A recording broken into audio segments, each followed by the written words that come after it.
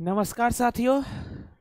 आज थोड़ा सा टेक्निकल फॉल्ट होने के कारण आप सभी लोगों का क्लास लगभग 20 से 25 मिनट का डिले हो चुका है। टेक्निकल फॉल्ट होने के कारण यूट्यूब पर लाइव ही नहीं हो पा रहे थे हम सभी लोग, इसी कारण आपका क्लास विलंब हो गया स्टार्ट करने में। कोई बात नहीं, 20-25 मिनट तक हम लोग संघर्ष किए तो आपका फाइनली क्लास लाइव हो पाया है। तो चलिए अब हम सभी लोग क्लास का शुभारंभ करते हैं आज के क्लास का। जैसा कि आप सभी लोगों को पता होगा, हम सभी लोग एक नए सीरीज के तहत, और यह सीरीज क्या था कि बिहार एसएससी इंटर स्तरीय प्रीवियस ईयर में पूछे गए मैथ्स और रीजनिंग के सारे प्रश्न को हम सभी लोग शिफ्ट वाइज देखते हैं। आपको मालूम होगा 8 दिसंबर 2018 के फर्स्ट शिफ्ट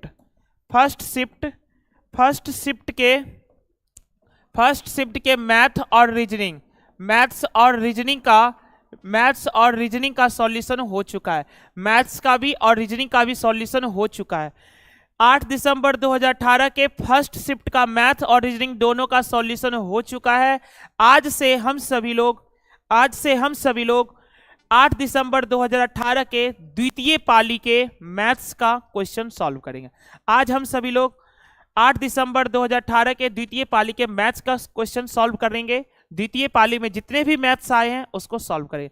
फर्स्ट पाली में 68 क्वेश्चन आए थे मैथ रीजनिंग के, हमने सॉल्व कर लिया।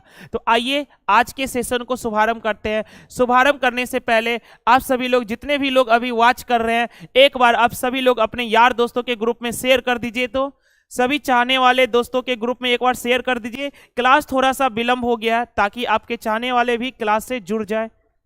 चलिए एक बार फटाफट मोबाइल उठाइए और सभी लोग अपने दोस्तों के ग्रुप में शेयर कर दीजिए फटाफट, और वीडियो को लाइक कर दीजिए। कॉपी पेन लेकर के बैठ जाइए। अब हम सभी लोग ताबड़तोड़ मैथ के क्वेश्चन को प्रैक्टिस करते हैं। चलिए, यूट्यूब वाला पीडीएफ कैसे मिलेगा? ज्ञान बिंदु जीएस एकेडमी टेलीग्राम चैनल पर अपलोड कर दिया जाता है। जैसे आज मैथ्स का डिस्कस करेंगे, कल रीजनिंग का डिस्कस करेंगे, तो दोनों मैथ रीजनिंग दोनों का पीडीएफ कल आपको अपलोड करा दिया जाएगा। फर्स्ट शिफ्ट का वीडियो और पीडीएफ दोनों अपलोड कर दिया गया टेलीग्राम चैनल पर। चलिए अब हम सभी लोग स्टार्ट कर लेते हैं। आज थोड़ा सा हम लोग डिले हैं पहले से। चलिए आइए स्टार्ट करते हैं हम सभी लोग। चलिए ध्यान से देखना, 4 वर्ष पहले जो है ना, पिता और उसके पुत्र की आयु का अनुपात है यहाँ पर, अनुपात 5:3 था, और 4 वर्ष बाद उनकी आयु का अनुपात 3:2 होगा। तो पिता की वर्तमान उम्र क्या है? ध्यान से देखो, 4 वर्ष पूर्व का बात कर रहा है। 4 वर्ष पूर्व का बात कर रहा है। पिता और उसके पुत्र, पिताजी है और इसके पुत्र है, इनका रेशियो कितना है? तो 5 अनुपात का कितना है? 3 है। और 4 वर्ष बाद उनकी आयु का अनुपात 3:2 होगा। 4 वर्ष बाद इनकी आयु का अनुपात कितना होगा? 3:2 होगा। तो आपसे पूछा गया पिता की वर्तमान उम्र क्या होगा। अगर आप सभी लोगों को याद होगा तो इसी टाइप के क्वेश्चन 8 दिसंबर 2018 के फर्स्ट शिफ्ट में भी आया था, सेम टाइप के क्वेश्चन। तो हम सभी लोग बनाने का प्रयास किए थे। आइए उसी कॉन्सेप्ट से इसको भी बनाते हैं। आपको पता होगा कि दो व्यक्तियों के उम्रों के बीच का अंतर हमेशा समान रहता है। तो जरा ध्यान से देखो, इनके उम्रों का अंतर कितना है? 2, और यहां पर उम्रों का अंतर कितना है? 1। तो अंतर तो समान नहीं है। यहां पर अंतर है 2, यहां पर अंतर है 1। तो अंतर समान नहीं है, तो हम सभी लोग अंतर को समान बना लेंगे। देखो यहां पर 2, यहां पर 1, तो 1 को 2 बनाने के लिए 2 से गुना, जैसे ही 2 से गुना किए तो 3 दूनी का कितना हो गया? 6, और 2 दूनी का कितना हो गया? 4।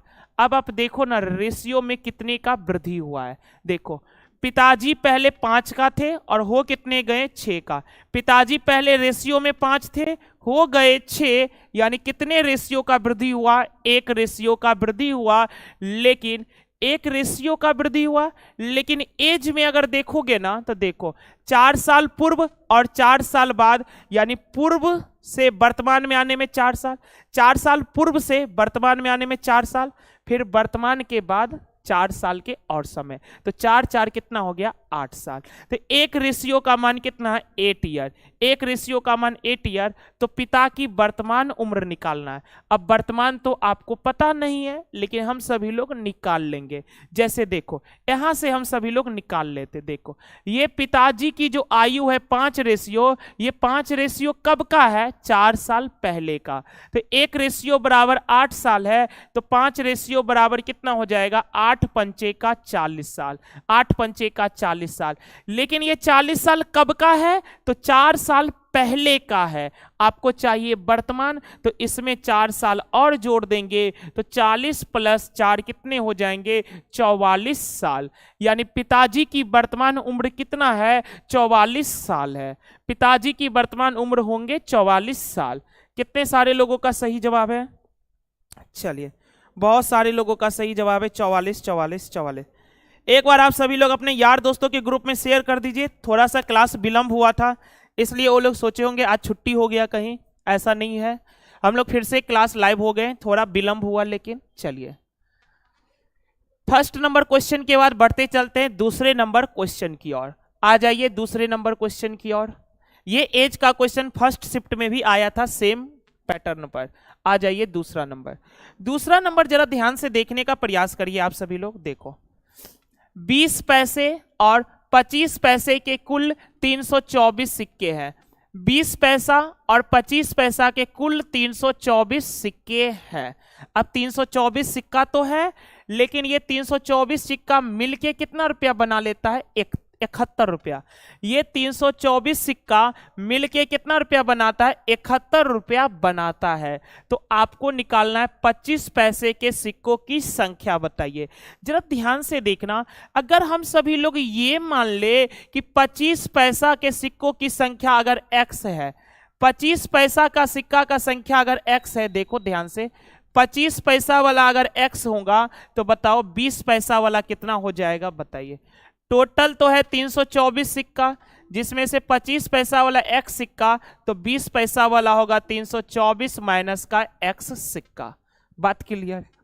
अब जरा ध्यान से देखना, 20 पैसा वाला टोटल कितना सिक्का है 324 माइनस x, तो कितना हो जाएगा टोटल। देखो 20 पैसा वाला इतने सिक्का है, गुना कर दिए, तो 324 माइनस का x 20 पैसा वाला है।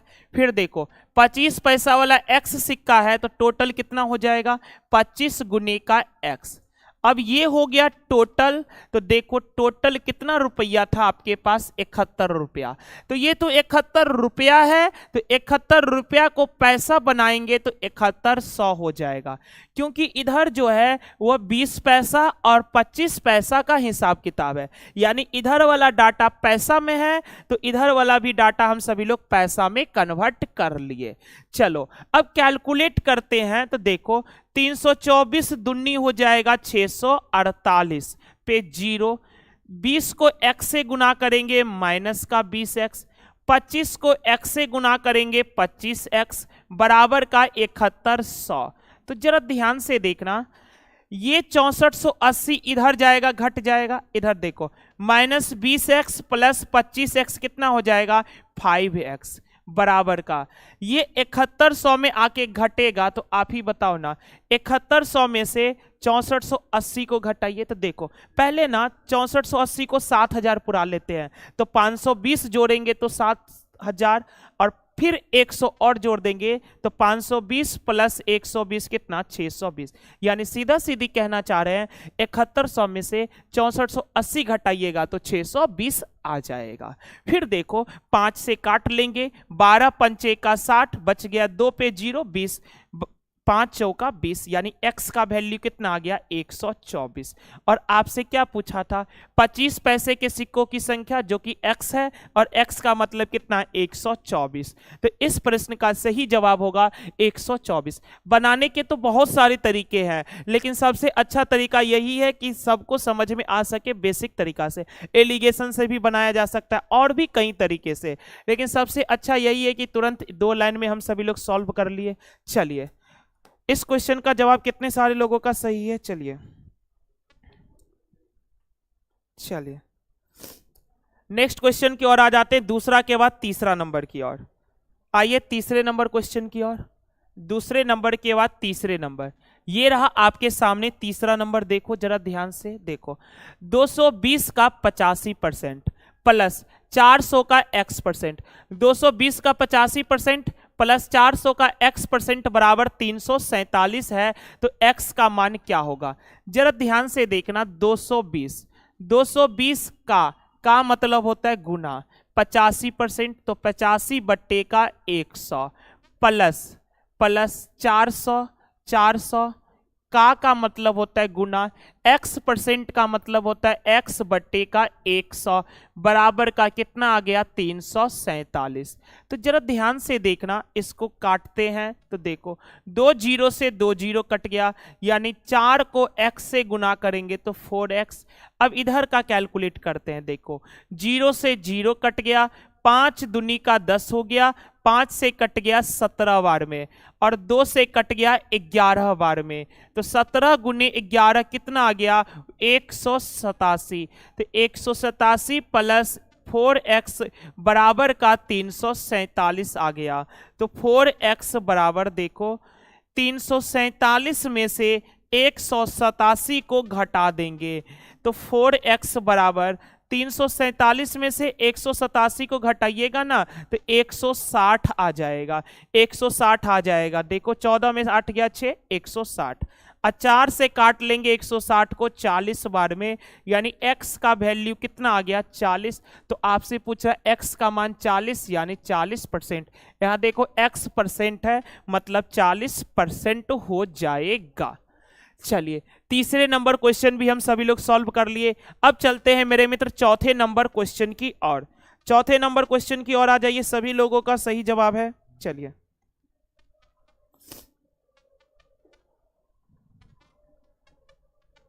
आ जाइए चौथे नंबर की ओर। सर 2 नंबर एक बार और, कोई दिक्कत नहीं होगा। 2 नंबर में क्या था? देखो 20 पैसा और 25 पैसा वाला सिक्का था, टोटल 324 सिक्का था। तो 25 पैसा वाला अगर x सिक्का मान लिए तो 20 पैसा वाला 324 माइनस का x हो गया। देखो 20 पैसा वाला कितना सिक्का है? 324 माइनस x, तो टोटल कितना हो जाएगा? 20 गुने 324 माइनस x। और 25 पैसा वाला x सिक्का है, तो टोटल कितना हो जाएगा? 25 गुने x। लेकिन टोटल है कितना रुपया? देखो ये 20 पैसा और 25 पैसा मिलके कितना रुपया बनाता है? 71 रुपया। तो 71 रुपया को अगर पैसा में बदलने गए तो कितना आ गया? 7100। 7100 बस कैलकुलेट कर लिए, आंसर आ गया। अब इसमें तो ज्यादा हमको नहीं लगता है कि आपको परेशानी का सामना करना पड़ रहा होगा। चलिए आगे की ओर बढ़ जाते हैं। दूसरे के बाद तीसरा नंबर। तीसरा नंबर तो हम सभी लोग सॉल्व कर लिए थे। अब तीसरे के बाद बढ़ते हैं चौथे नंबर की ओर। चलिए चौथा नंबर जरा ध्यान से देखने का प्रयास करिए आप सभी लोग। काफी बेहतरीन क्वेश्चन है, आपके 8 दिसंबर 2018 के सेकेंड शिफ्ट का। अभी हम लोग एग्जाम के क्वेश्चन को एनालिसिस कर रहे हैं, फिर हम सब लोग सेट प्रैक्टिस करेंगे।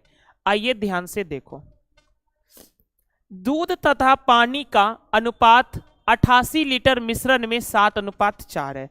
यानी कहना ये चाह रहा है दूध और पानी का अनुपात कितना दे रखा है? 7:4। कितने लीटर के मिश्रण में? 88 लीटर के मिश्रण में।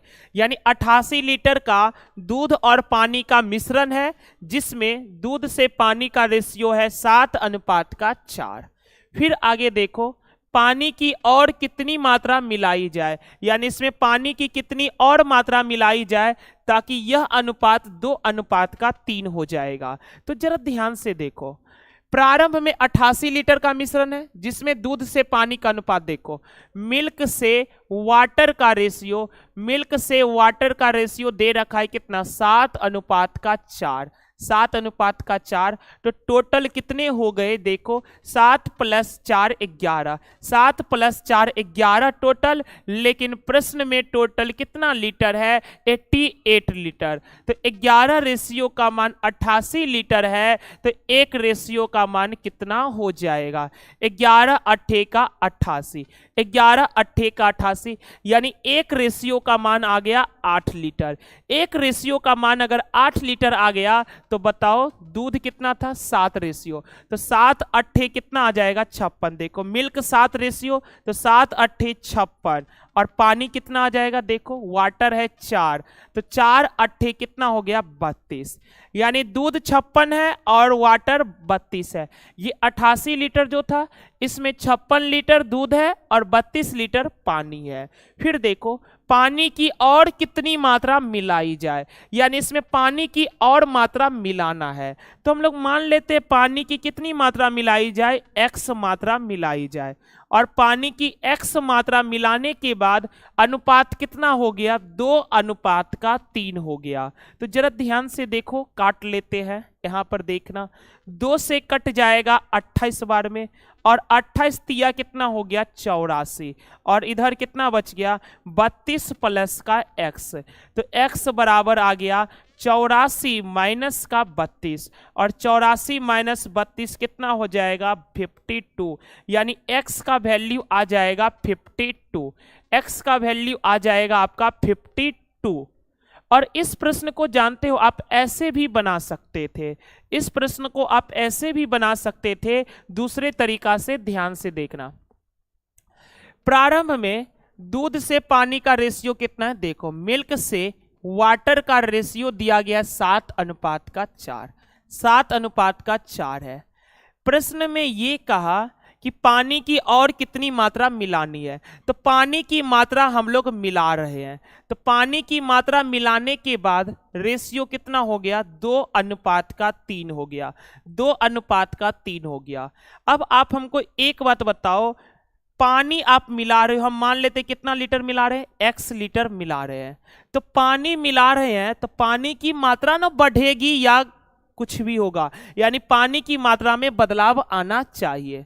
पानी मिला रहे हैं तो पानी की मात्रा में बदलाव आना चाहिए, दूध की मात्रा तो समान होना चाहिए, लेकिन यहाँ पर दूध की मात्रा समान नहीं है, तो हम सभी लोग दूध की मात्रा को समान बना लेंगे। 7 और 2 को समान बनाने के लिए 2 को 7 से गुना और 7 को 2 से गुना, इधर 2 से गुना तो इधर भी 2 से गुना, इधर 7 से तो इधर भी 7 से गुना कर लिए। अब जरा ध्यान से देखो, 4 दूनी 8 है और यहाँ 3 सत्ते कितना हो गया 21, 7 दूनी 14, 7 दूनी कितना हो गया 14, 7 दूनी हो गया 14, और इधर देखो 14। अब जरा ध्यान से देखो, पहले 8 था वाटर रेशियो में और हो कितना गया 21, यानी कितना रेशियो का इंक्रीज हुआ 13 रेशियो का। पहले वाटर था 8 रेशियो, हो गया 21 रेशियो, इंक्रीज हुआ है 13 रेशियो, तो 13 रेशियो का मान निकालेंगे, यानी 13 का मल्टीपल होना चाहिए जो भी होगा, और 13 का मल्टीपल एक ही ऑप्शन भी है। अगर हम पूरा डील करें तो ध्यान से देखो, कोई ज्यादा परेशानी का सामना नहीं करना पड़ेगा। देखो प्रारंभिक मिश्रण कितना था 88 लीटर का, तो प्रारंभ में देखो मिल्क है 14 और वाटर है 8, तो 14 प्लस 8, 14 प्लस 8 हो गया 22, 14 प्लस 8 हो गया 22, तो 22 रेशियो का मान दे रखा है कितना 88 लीटर, तो एक रेशियो का मान हो गया 22 चौका 88, एक रेशियो का मान 4 लीटर, तो कितने रेशियो की वृद्धि हुई है 13 रेशियो की वृद्धि हुई है, तो 13 रेशियो का मान कितना हो जाएगा 13 चौका 52 लीटर, 52 लीटर। हमने आपको दोनों तरीका बता दिया, ये x मान करके भी बना सकते और आप ऐसे भी बना सकते, दोनों तरीका हमने आपको डिस्कस कर लिया, जिसको जो अच्छा लगे उस तरीका से आप बनाने का प्रयास करना। चलते हैं मेरे मित्र, चौथे नंबर क्वेश्चन हो गए, लेकिन चौथे नंबर का कितने सारे लोगों ने सही जवाब दिया था, चलिए बहुत सारे लोगों का सही जवाब था। बलराम सिंह, सोनाली शर्मा, सोनू कुमार, खुशबू कुमारी, सरिता कुमारी, दीपक कुमार, प्रिंस राय, श्वेता, पीके शर्मा, उत्तम कुमार, आरोही कश्यप, प्रियम कुमारी, चलिए बहुत सारे लोगों का सही जवाब था। चलिए आगे की ओर बढ़ जाते हैं मेरे मित्र। बिहार एसएससी का क्वेश्चन बैंक आएगा क्या, बिल्कुल आएगा। चलिए अभी हम सभी लोग बिहार एसएससी के प्रीवियस ईयर के क्वेश्चन को डिस्कस कर रहे हैं, आप यहां से भी लाभ उठा सकते हैं। चलिए मैथ रीजनिंग सारे प्रश्न को हम सभी लोग एक एक दिन में सॉल्व करते हैं। आइए मेरे मित्र इधर देखो जरा ध्यान से, देखो 1 से 9 तक के अंकों के वर्गों का योग क्या होगा, 1 से 9 तक के अंकों के वर्गों का योग क्या होगा, 1 से 9 तक के वर्गों के अंकों का योग क्या होगा। तो आपको हम यहां पर 3 फॉर्मूला लिखा देते हैं, अक्सर एग्जाम में पूछे जाते हैं। पहला नोट डाउन करना, प्रथम n, प्रथम n प्राकृतिक संख्या का योग। प्रथम n प्राकृतिक संख्या का योग होता है। बताओ आप सभी लोग क्या होता है, अपने मन में बोलना। प्रथम n प्राकृतिक संख्या का योग होता है n इंटू n प्लस 1 बट्टे का 2 होता है। फिर आपके सामने दूसरा आ जाता है कि प्रथम n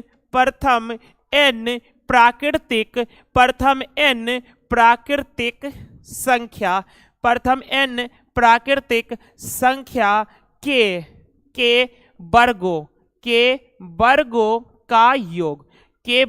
का योग। आप लोग बोलने का प्रयास करना, जिसको भी याद है जितनी बार बोलिएगा उतनी बार आपके माइंड में बैठेगा तो अच्छी बात है। तो प्रथम n प्राकृतिक संख्या के वर्गों का योग होता है n into n plus 1 into 2n plus 1 बट्टे का 6 होता है। फिर तीसरा आता है प्रथम n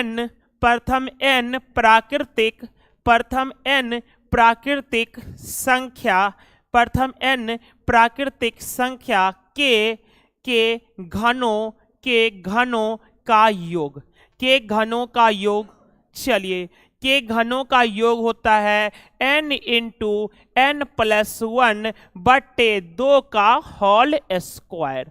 ये 3 आपको याद होने चाहिए, डायरेक्ट आपके एग्जाम में पूछ लिए जाते हैं। याद करिए, पहला शिफ्ट में भी पूछा गया था कि 1 से 19 तक के सारे विषम संख्या के वर्गों का योग, और इस शिफ्ट में पूछा है 1 से 9 तक के अंकों के वर्गों का योग। यानी यहां से ये टॉपिक इंपॉर्टेंट हो जाता है। देख रहे हो फर्स्ट शिफ्ट और दूसरे शिफ्ट में कितनी ज्यादा समानता है।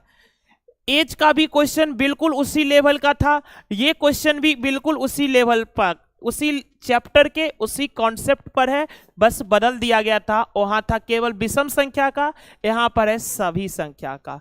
तो आइए जरा ध्यान से आप सभी लोग इसको नोट डाउन कर लिए होंगे, नहीं तो आप स्क्रीनशॉट ले लीजिए, जल्दी से हम हट जाते हैं। चलिए, आप स्क्रीनशॉट ले लिए होंगे। आइए अब हम सभी लोग बना लेते हैं। देखो आपका क्वेश्चन क्या है, सेकेंड वाले फॉर्मूले का क्वेश्चन है। तो 1 से 9 तक यानी n का मान हो गया कितना, 9।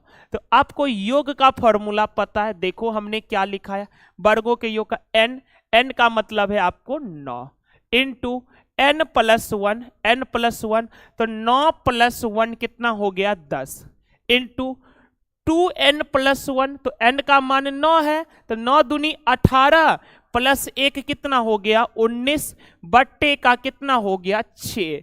तो जरा ध्यान से देखना, 3 दूनी का 6 और 3 तिया का 9, 2 पंचे का 10, तो देखो कितना हो गया 3 पंचे 15। अब 15 को 19 से गुना करेंगे, 15 को 19 से गुना करेंगे तो हो जाएगा 285।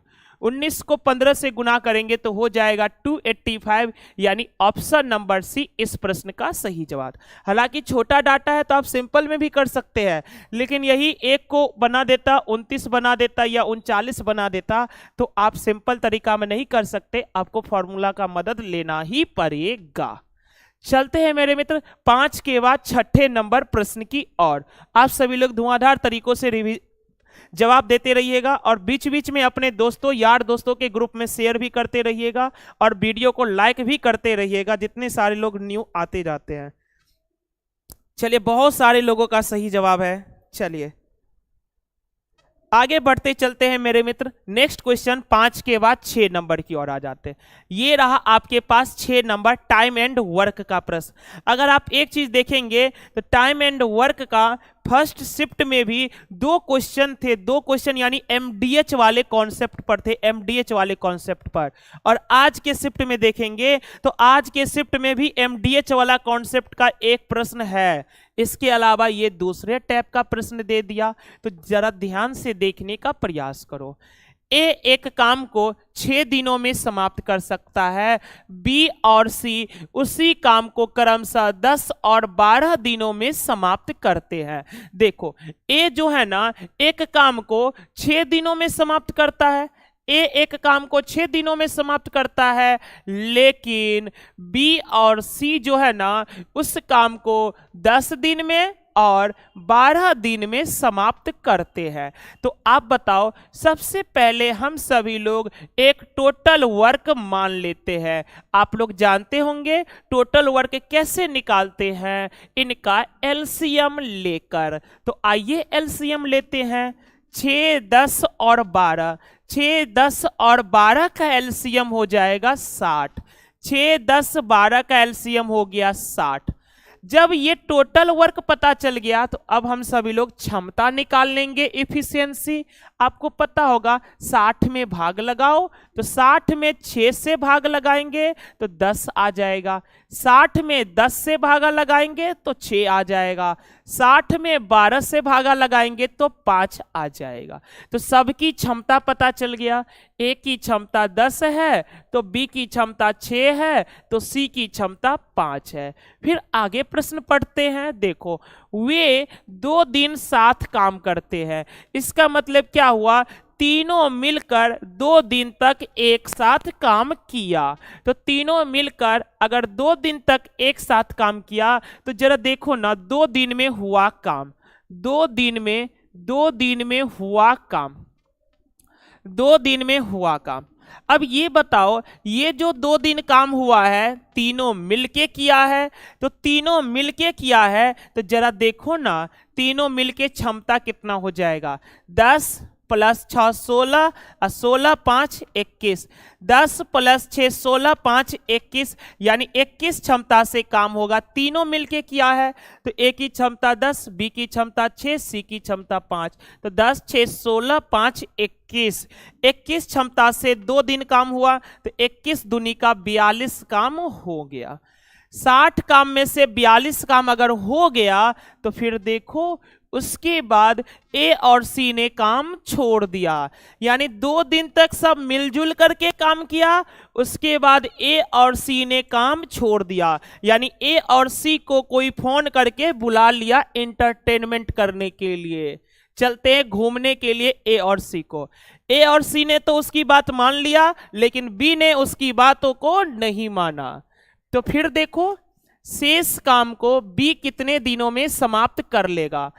ए और सी ने तो काम को छोड़ दिया, कोई बुलाया चला गया, लेकिन बी ने नहीं गया, तो जो शेष काम बचा है ना उसको बी किया है। तो शेष काम कितना होगा बताओ जरा सा। देखो टोटल 60 है, 60 में से 42 काम हो गया, 60 में से अगर 42 काम हो गया तो बच कितना गया, 18 काम। और इस 18 काम को कौन करेगा, बी करेगा अकेला। तो बी की क्षमता कितना है, 6 है, 6 क्षमता से, तो 6 त्रिक कितना, 3 दिन, यानी बी को शेष काम करने में कितने दिन लगेंगे, 3 दिन। 60 काम में से 42 काम हो गया तो बच गया था 18 काम, और इस 18 काम को बी अकेले करेगा 6 क्षमता से, तो 6 त्रिक 18, यानी 3 दिन में हो जाएंगे, यानी डी इस प्रश्न का सही जवाब था। देखते हैं कितने सारे लोगों का सही जवाब आया है, डी। चलिए, मनीषा कुमारी, दीपू शर्मा, अफजल, लूसी यादव, चलिए मनीषा को, दीपू, विश्वजीत, चलिए बहुत सारे लोगों का सही जवाब है। विकास राज 5 डेज नहीं ना हो पाएगा, आपसे पूछा शेष काम को बी कितने दिनों में समाप्त कर लेगा, केवल शेष काम का जिक्र है, शेष काम का, टोटल काम का जिक्र नहीं है। शेष काम को बी कितने दिन में करेगा, तो शेष काम आपका 18 था और इस 18 काम को बी किया है 3 दिन में। चलिए ये पूछा गया था प्रश्न को। चलिए आगे बढ़ते चलते हैं मेरे मित्र, आ जाइए 7 नंबर क्वेश्चन की ओर। तो जरा ध्यान से देखो, एक दुकानदार 2 रुपए में 4 पेंसिलें खरीदता है। एक दुकानदार 2 रुपए में 4 पेंसिलें खरीदता है। एक दुकानदार है 2 रुपया, 2 रुपया ले करके जाइएगा ना तो पेंसिल आपको देगा 4 गो। देखो रुपया और पेंसिल का जिक्र है, 2 रुपया लेकर के जाइएगा तो 4 गो पेंसिल खरीद के लाइएगा। 2 रुपया लेकर के जाएंगे, 4 पेंसिल खरीद के लाएंगे, खरीद के लाएंगे मतलब हो गया ये सीपी, खरीद के लाएंगे मतलब हो गया सीपी। फिर जरा ध्यान से देखो, थोड़ा इधर लिख लेते, जगह की कोई कमी नहीं है यहाँ पर, रुपया है और पेंसिल है। तो जरा देखो ₹2 लेकर के गए तो 4 पेंसिल खरीद के लाए, इसीलिए क्या बन गया सीपी। फिर देखो ध्यान से, ₹3 में 8 की दर से बेच भी दिया, यानी ₹3 में 8 की दर से वह बेच भी दिया, बेच दिया, इसीलिए क्या बनेगा सेलिंग प्राइस। आपसे पूछ रहा है दुकानदार का लाभ अथवा हानि ज्ञात करिए, यानी दुकानदार ने ₹2 में 4 पेंसिल खरीदा और ₹3 में 8 की दर से बेच दिया, तो पूछना चाह रहा है कितना % का उसको लाभ हुआ या हानि हुआ। तो आप सभी लोग जानते होंगे यहाँ पर जब 2 ही आर्टिकल रहता, यानी कि कहने का मतलब ये है जब दुकानदार एक ही बार खरीदता है और एक ही बार बेचता है तो हम लोग कोना कोनी मल्टीप्लाई करके निकाल लेते हैं। 8 गुने 2 कितना हो गया 16, यानी कॉस्ट प्राइस हो गया 16। देखो 4 गुने 3 कितना हो गया 12, यानी दुकानदार ने ₹16 में खरीदा और ₹12 में बेचा। ₹16 में खरीदा और ₹12 में बेचा, यानी ₹4 की क्या हो गई इसको हानि, एल मतलब लॉस। ₹4 की हानि हो गई तो लॉस % आप निकाल सकते हो। लॉस % बराबर आप जानते होंगे लॉस इंटू 100 बट्टे का कॉस्ट प्राइस, और कॉस्ट प्राइस कितना है 16 है। तो जरा ध्यान से देखो 4 से 16 कटेगा 4 बार में और 4 से 100 कट जाएगा 25 बार में, यानी कितने % का हानि हो गया इसको, तो 25% का हानि हो गया, 25% का। चलिए 7 नंबर भी सॉल्व कर लिए। अब बढ़ते चलते हैं 7 के बाद 8 नंबर की ओर। चलिए 8 नंबर की ओर आ जाते हैं। कोई दिक्कत वाली बात है इस क्वेश्चन में, आप सभी लोग बताइए।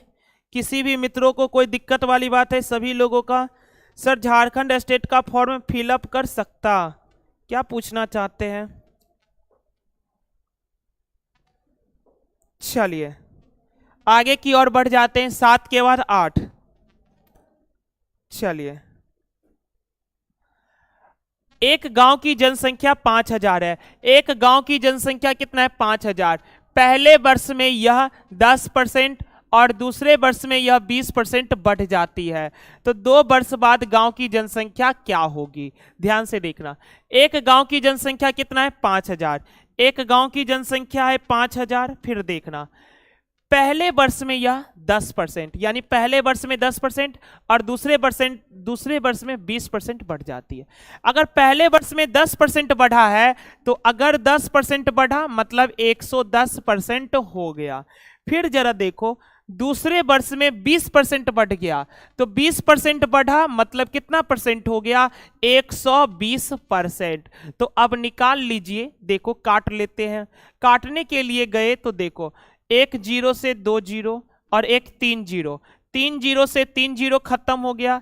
1 0 से इसका 1 0 उड़ा दिए, तो अब देखो 5 गुने 11 कितना 55, 55 और इधर कितना बच गया 120।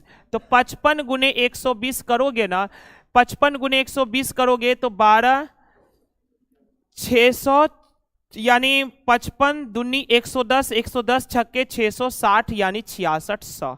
55 को अगर आप 120 से गुना कर लोगे तो 6600।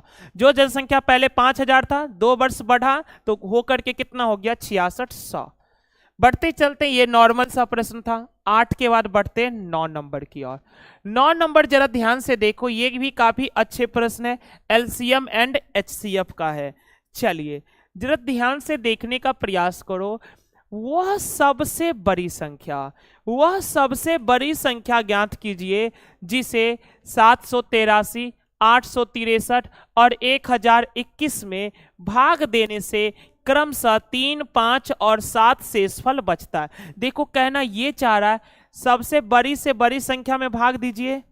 वह सबसे बड़ी संख्या ज्ञात कीजिए जिससे 783 में भाग दीजिएगा ना तो 3 शेषफल बचना चाहिए, 863 में भाग दीजिएगा तो 5 शेषफल बचना चाहिए, और 1021 में भाग दीजिएगा तो 7 शेषफल बचना चाहिए। ये एलसीएम एंड एचसीएफ का बहुत ही हाईलाइटेड प्रश्न है, आप सभी लोग जानते भी होंगे। नहीं भी जानते हैं तो आप यहाँ सीखने का प्रयास करो। देखो इस क्वेश्चन का बनाने का तरीका है, 783 में भाग लगाना है, 863 में भाग लगाना है और 1021 में भाग लगाना है। भाग लगाने के क्रम में कितना कितना शेषफल बचता है, 3, 5 और 7 शेषफल बच लेता है। अगर 3, 5 और 7 शेषफल बचता है, इसमें से अगर हम 3, इसमें से अगर हम 5 और इसमें से अगर हम 7 घटा ले, यदि कोई बड़ी संख्या से भाग लगाते हैं तीनों में, तो इतना इतना शेषफल बच रहा था, तो जो शेषफल बच रहा है उसको अगर हम घटा लेंगे तो कितना आ रहा है, देखो 780, 800 कितना आ रहा है 58, और यहां देखो 1014। अब ये जो आया 780, 858 और 1014, ये तीनों वह संख्या है जो वह बड़ी से बड़ी संख्या से पूर्ण रूप से डिविजिबल होगा, पूर्ण रूप से कटेगा। सबसे पहले बड़ी संख्या से इसमें और इसमें भाग लगाते थे तो 3, 5, 7 शेषफल बचता था, तो जो शेषफल बच रहा था उसको घटा देंगे, मतलब 780, 858 और 1014 वह बड़ी संख्या से कटेगा। तो अब आप जरा देखो ना, बड़ी से बड़ी संख्या ढूंढना है। बताइए आपके क्वेश्चन में ऑप्शन में सबसे बड़ी संख्या क्या है, 93। तो 93 से बताओ 780 कटेगा, कभी नहीं कटेगा। 93 से 780 नहीं कटेगा, यानी ये ऑप्शन तो होने वाला नहीं है। फिर इससे छोटा कौन है, 87। अगर 87 पे अगर आप ट्राई करने गए, 87 से भी 780 नहीं कटेगा, तो ये भी ऑप्शन नहीं हो पाया, गलत। अब कौन है, 78। 78 से अगर आप टेस्ट करिएगा तो 78 दाएं कट रहा है, ठीक है। 78 से अगर इसको भाग लगाइएगा ना, 78 से अगर इसको भाग लगाइएगा तो कट रहा है क्या, 78 से देखो 780 प्लस 78, हाँ 11 बार में तो ये कट गया, 11 बार में ये कट गया, और जब ये कट गया ये कट गया, ये भी कटिए जाएगा। देखो ये 78 गुने का 13 है, 78 गुने का 13, यानी वह बड़ी से बड़ी संख्या 78 है जो तीनों को डिविजिबल कर सकता है। तो आपका इस प्रश्न का जो आंसर होने वाला है वह कितना होने वाला है, 78। 78 इस प्रश्न का सही जवाब था। जो शेषफल बच रहा था उस शेषफल को घटा दिए तो जो संख्या बचा वह बड़ी संख्या से पूर्ण रूप से कटेगा। चलिए 9 नंबर के बाद, 9 नंबर का कितने सारे लोगों का सही जवाब था एक बार जरा देख तो ले। चलिए 78 दीपू शर्मा, रिंकू कुशवाहा, अमेजिंग फैक्ट पीके शर्मा। चलिए बहुत सारे लोगों का, विकास राज, विवेक प्रिया कुमारी, श्वेता कुमारी, अंकित कुमार, उत्तम सिंह, एयर राहुल। चलिए बहुत सारे लोगों का सही जवाब है मिनिमम लेटर का HCF। चलिए आगे बढ़ते चलते हैं मेरे मित्र। 9 के बाद 10 नंबर, 10 नंबर जरा ध्यान से देखने का प्रयास करो। 10 नंबर आ जाते हैं मेरे मित्र। 10 नंबर जरा ध्यान से देखना। 10 नंबर, एक तांबा तथा चांदी की मिश्र धातु का वजन, एक तांबा और चांदी की मिश्र धातु का वजन 40 ग्राम है। यानी तांबा और चांदी का एक मिश्र धातु है जिसका वजन है 40 ग्राम। फिर आगे देखो, जिसमें तांबा का अनुपात कितना है, 60%। तांबा कितना परसेंट है मेरे मित्र, तांबा है 60%। अब आप ही बताओ, तांबा अगर 60% है तो फिर चांदी कितना परसेंट होगा, बताओ। तांबा अगर 60% है तो चांदी होगा 40%। अगर हम इनका रेशियो निकालने गए तो 20 तिया 60 और 20 दूनी का 40, यानी इनका रेशियो निकाले तो कितना आ गया, 3:2 आ गया। तो आपको पता चल गया जो रेशियो है ना तांबा से चांदी का वह कितना, 3:2। अब आपको पता चल गया जो मिश्रण है उसमें तांबा से चांदी का जो रेशियो है वह कितना है, 3:2। लेकिन टोटल देखोगे ना तो 3 2 कितना है, 5। लेकिन प्रश्न में कितना ग्राम है, 40 ग्राम। प्रश्न में है 40 ग्राम, तो एक रेशियो का मान कितना हो जाएगा, 5 8 का 40, यानी एक रेशियो का मान आ गया 8 ग्राम। आपसे पूछना चाह रहा है उस मिश्र धातु में कितना तांबा और मिलाया जाए, कितना तांबा और मिलाना है। तो देखो एक रेशियो का मान 8 ग्राम है तो 3 रेशियो का मान हो जाएगा 24 ग्राम और 2 रेशियो का मान हो जाएगा 16 ग्राम। यानी ये जो 40 ग्राम का मिश्र धातु था जिसमें 24 ग्राम तांबा है और 16 ग्राम चांदी है, उस मिश्र धातु में कितना तांबा और मिलाया जाए। तांबा मिलाना है मतलब तांबा ऊपर है, मान लिए X तांबा मिलाया जाए, जिसके बाद तांबा का प्रतिशत 80 हो जाता है। तांबा का प्रतिशत अगर 80 हो गया तो बताओ फिर चांदी का प्रतिशत कितना होगा? 20%। इसी टाइप का एक प्रश्न और भी अभी जस्ट हम लोग सॉल्व किए थे, ये वाला कुछ क्वेश्चन पहले नहीं सॉल्व किए थे, ये वाला दूध और पानी। देखो ये 4 नंबर जो सॉल्व किए थे इसी पैटर्न का क्वेश्चन था, 4 नंबर भी इसी पैटर्न का क्वेश्चन था और ये क्वेश्चन भी इसी पैटर्न का आपका क्वेश्चन आ गया। तो चलते हैं जरा ध्यान से देखो, अब काट लेते हैं। तो 20 चौका कितना हो गया? 80। 20 चौका 80, 20 इकाई का 1। तो देखो 1 से गुना करेंगे तो 24 प्लस का x बराबर 16 गुने 4 कितना हो गया? 64। तो x बराबर कितना आ गया? 64 में 24 घटा दीजिएगा, 64 में 24 घटा दीजिएगा तो कितना आ जाएगा? 40 ग्राम। यानी कितना मिला देना चाहिए? तो 40 ग्राम अगर मिला देते तो तांबा का प्रतिशत हो जाता 80%। अब इस क्वेश्चन को भी आप दूसरे तरीका से बना सकते हैं, जैसा कि हम सभी लोग 4 नंबर क्वेश्चन में पढ़े थे। तो आप सभी लोग खुद ही बना लेना।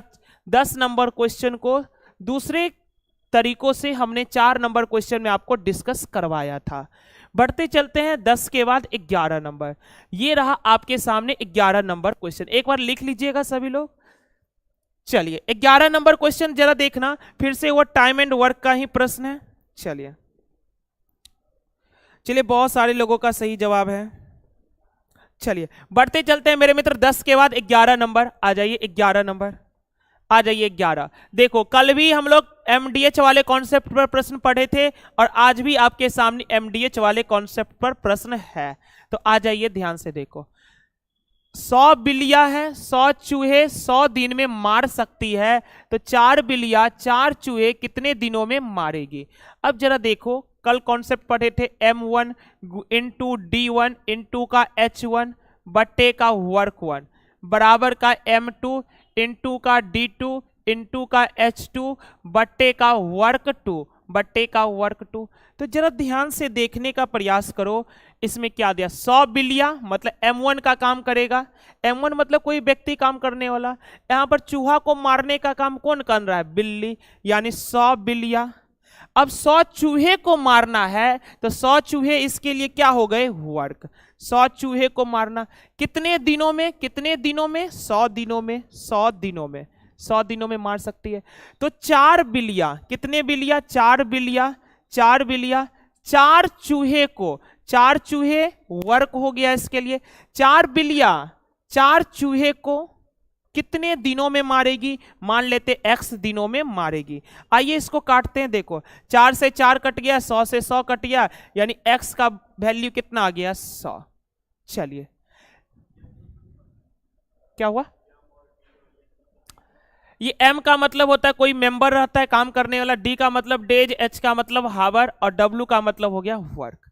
चलिए तो आ जाइए नेक्स्ट क्वेश्चन की ओर बढ़ जाते हैं। सभी लोगों का सही जवाब था ये वाला 100 100। चलिए कहीं पर कोई गलती तो नहीं हुआ? 100 बिल्लियां 100 चूहे को 100 दिनों में मार सकती है, तो 4 बिल्लियां 4 चूहे कितने दिनों में मारे? 4 से 4 कट गया, 100 से 100, x बराबर 100। चलिए नेक्स्ट क्वेश्चन की ओर बढ़ जाते। 11 के बाद 12 नंबर। 12 नंबर जरा ध्यान से देखने का प्रयास करिए। 12 नंबर की ओर आ जाते हैं। देखो 12 नंबर, 12 नंबर काफी बेहतरीन प्रश्न है। हम उम्मीद करते हैं आप सभी लोगों को हम समय देते हैं, थोड़ा सा आप सभी लोग बनाने का प्रयास करिए। 12 नंबर हम आपको समय देते, पूरे का पूरे 30 सेकेंड का समय देते हैं, आप सभी लोग बनाने का प्रयास करिए। तो चलिए बनाने का प्रयास करिए, आप सभी लोगों को हम समय देते हैं। आपका टाइमर चालू है, 30 सेकेंड का समय मिल रहा है, जल्दी से बनाइए। तो सबसे पहले देखते हैं कि किनका जवाब आता है। सबसे पहले किनका जवाब आता है बताइए? सूत्र को डिटेल्स में बताइए प्लीज सर, एकदम डिटेल्स में बताते हैं मेरे मित्र। 11 नंबर एक बार और आनंद लाइव ब्लॉग्स कल भी आया था, कल यानी 8 दिसंबर 2018 के फर्स्ट शिफ्ट वाले क्वेश्चन को देखना ना, वहां भी हम 2 क्वेश्चन यही एमडीएच वाले कॉन्सेप्ट पर डिस्कस किए थे, वहां पर भी हम डिस्कस किए थे। चलिए इस क्वेश्चन का आंसर आने लगा 80 80 80 80 आने लगा 80, सभी लोगों का 80 आने लगा है 80। अब जरा देखना 80 नंबर जितने लोग मार रहे थे ना आंसर, 80 आंसर जितने सारे लोग मार रहे थे, अब उनको एक शॉकिंग न्यूज मिलने वाला है। जरा देखिए, आप लोग तो सीधे आंख मूंद करके मार लेते हैं, सर 1200 व्यक्ति है तो क्या दिक्कत है, 15 सिपाहियों को एडजस्ट करना है, 15 सिपाहियों के बस भागा लगा दिए 80 आ गया। तो इतना आसान रहता है तो इतना आसान आपसे पूछबे करता है? बताइए, इतना आसान यहाँ पर नहीं होने वाला है। पढ़ के क्वेश्चन देखिए, ध्यान से समझने का प्रयास करो। एक 1200 व्यक्तियों का समूह, 1200 व्यक्तियों का एक समूह है जिसमें कप्तान तथा सिपाही है। 1200 व्यक्तियों का एक समूह है जिसमें कौन है, कप्तान भी है और सिपाही भी है। देखो, सिपाही भी है और कप्तान भी है, सिपाही और कप्तान है। ये 1200 व्यक्ति में कौन कौन है, सिपाही है और कप्तान है। एक रेलगाड़ी में यात्रा कर रहे हैं, ठीक है, रेलगाड़ी में यात्रा कर रहे हैं। यहां प्रत्येक 15 सिपाहियों के लिए एक कप्तान है, यानी प्रत्येक 15-15 सिपाही पर एक कप्तान है। तो बताओ, 15-15 सिपाही पर एक क्या है, कप्तान है। तो समूह में कप्तानों की कुल संख्या बताइए। एक बार फिर से पढ़ लो। एक 1200 व्यक्तियों का समूह, यानी 1200 व्यक्तियों का जो है एक समूह है। समूह किस प्रकार है, जिसमें सिपाही भी है और कप्तान भी है, जिसमें सिपाही भी है और कप्तान भी है। तो 15 सिपाही पर एक कप्तान है। तो बताओ, एक समूह में इतने मेंबर होंगे, एक समूह में 15 सिपाही होंगे और एक कप्तान होंगे, तो टोटल कितने मेंबर हो गए, 16। यानी एक समूह में टोटल 16 व्यक्ति है, जिसमें 15 सिपाही और एक कप्तान लगा करके 16 व्यक्ति है। और आपको 1200 निकालना है। तो बताइए कप्तानों की संख्या कितना हो जाए, क्योंकि कप्तान तो एक है, एक समूह में कप्तान एक है। तो देखो, और समूह जो बन रहा है वो 16 व्यक्तियों का है। तो 1200 व्यक्तियों में कितने समूह बनेंगे, देखो 4 से काट लिए, 4 चौका 16, 4 से काट लिए 300, 4 से काट लिए 75, यानी 75 समूह बनेंगे। कितने समूह बनेंगे, 75 समूह बनेंगे और प्रत्येक समूह में एक कप्तान है, यानी 75 कप्तान होंगे। 15 सिपाही पर एक कप्तान, यानी टोटल 16 व्यक्तियों का एक समूह बनता है। तो टोटल 1200 व्यक्तियों में कितने समूह बन गए, 75 समूह बन गए। 75 समूह बने हैं, यानी कप्तान भी 75 होंगे। सभी लोगों का, मैक्सिमम लोगों का तो गलत ही हुआ था। चलते हैं, कोई बात नहीं, यहां पर आप गलती कर लिए तो अच्छी बात है, लेकिन अब अगर ये प्रश्न आपको दोबारा दिखेगा तो आपसे गलती नहीं होनी चाहिए। काफी बेहतर प्रश्न था। चलते हैं 12 के बाद 13 नंबर।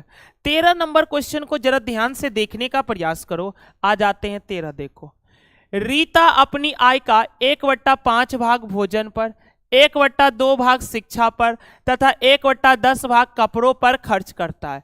यदि उनके पास 800 रुपया बचते हैं तो भोजन और शिक्षा का अनुपात बताइए। भोजन और शिक्षा का अनुपात बताइए। तो जरा देखो ना, वो भोजन पर कितना खर्च करता है, 1/5। भोजन पर कितना खर्च करता है, 1/5, 1/5। और शिक्षा, और वह शिक्षा पर कितना खर्च करती है, शिक्षा पर 1/2, शिक्षा पर 1/2। आपको रेशियो निकालना है। तो रेशियो आप निकालना जानते होंगे, जब 2 ही टर्म होता है तो रेशियो निकालने के लिए हम लोग क्या करते हैं, क्रॉस मल्टीप्लाई। तो 2 को 1 से गुना करेंगे 2, 5 को 1 से गुना कर लेंगे, कितना आ गया, 5। यानी भोजन और शिक्षा का अनुपात ज्ञात करिए, तो कितना आ जाएगा, 2:5, जो कि ऑप्शन नंबर बी है। चलिए 13 के बाद आगे बढ़ जाते 14 नंबर की ओर। चलिए 14 नंबर की ओर आ जाते हैं। चलिए 75 नंबर सबसे पहले हम बताए थे। चलिए, जितने सारे लोगों ने सही जवाब बताया था उनका सही आंसर था। चलिए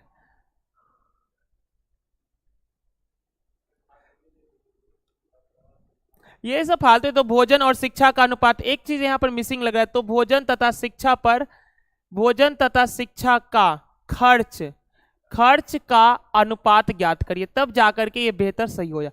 रीता अपनी आय का 1/5 भोजन पर, 1/2 शिक्षा पर, 1/10 कपड़ों पर खर्च करती है। यदि उसके पास 800 रुपया बचते हैं तो भोजन तथा शिक्षा का खर्च का अनुपात ज्ञात करिए। तो भोजन तथा शिक्षा का खर्च का अनुपात निकालिए। अब जाकर के क्वेश्चन थोड़ा सा सही हो रहा है। चलिए यहाँ पर भोजन और शिक्षा में कितना खर्च किया ना, उसका रेशियो निकाल रहा है। सिंपल क्वेश्चन था। आगे बढ़ जाते, जरा इस प्रश्न को देखो। निम्न में से कौन सी भिन्न 3/4 से बड़ी है और 7/8 से छोटी है? यानी दिए गए 4 ऑप्शन में कोई एक ऐसा भिन्न होगा जो 3/4 से बड़ी होगी। हम मान लेते वह भिन्न कौन है, हम मान लेते वह भिन्न x है। तो x क्या होना चाहिए? देखो 3/4 से तो बड़ा होना चाहिए और 7/8 से छोटा होना चाहिए। यानी 3/4 से बड़ा और 7/8 से छोटा, 7/8 से छोटा एक भिन्न x है। तो आप चुनने का प्रयास करिए। देखिए कभी भी ए नंबर ऑप्शन नहीं हो सकता, क्योंकि 4 दूनी 8, ये तो 2 से ज्यादा है। 5 दूनी 10, ये तो कभी नहीं हो सकता, क्योंकि आप जरा देखो। और 1/8 तो बहुत छोटा हो जाता है। 1/8 का मान होता है 0.125, तो ये तो नहीं आ सकता। देखो ना 3/4 का मतलब होता है 0.75, तो 0.75 से बड़ा होना चाहिए x का मान। तो बताइए ये तो कभी नहीं हो सकता। आपका ऑप्शन क्या हो जाएगा? डी। 0/5 का मतलब 0.80। 80 के बारे में देखो ना, 75 से बड़ा है। और 7/8 का जो मान निकालोगे ना, तो ये हो जाएगा 0.875। तो ये 0.80 इसके बीच में आता है, जो कि ऑप्शन नंबर डी है। चलिए ये रेंज वाला क्वेश्चन था, आपसे पूछ लिया था। आगे आ जाते हैं, ध्यान से देखना। एक धनराशि जो है ना, साधारण ब्याज पर 4 वर्ष में दोगुनी हो जाती है। एक धनराशि है जो साधारण ब्याज पर 4 वर्ष में दोगुना हो गया। एक धनराशि है साधारण ब्याज पर 4 वर्ष में दोगुना हो गया। तो ध्यान से देखो, मूलधन है और ये रहा आपका मिश्रधन। ये रहा आपका मूलधन और ये रहा आपका मिश्रधन। तो जरा ध्यान से देखना, मूलधन अगर 1 है तो 4 वर्ष में 2 गुना हो गया, तो 1 का 2 गुना कितना हो गया? 2। तो मूलधन अगर 1 होगा तो मिश्रधन कितना हो गया आपका? 2 हो गया। अच्छा, 1 रुपया से 2 रुपया होने में कितने वर्ष का समय लगा है? 4 वर्ष का समय लगा है। तो जरा ध्यान से देखो, आपको पूछना चाह रहा है कितने वर्षों में यह धनराशि 4 गुनी हो जाएगी। 4 गुनी कितने वर्षों में होगा ना, ये आपसे पूछा है।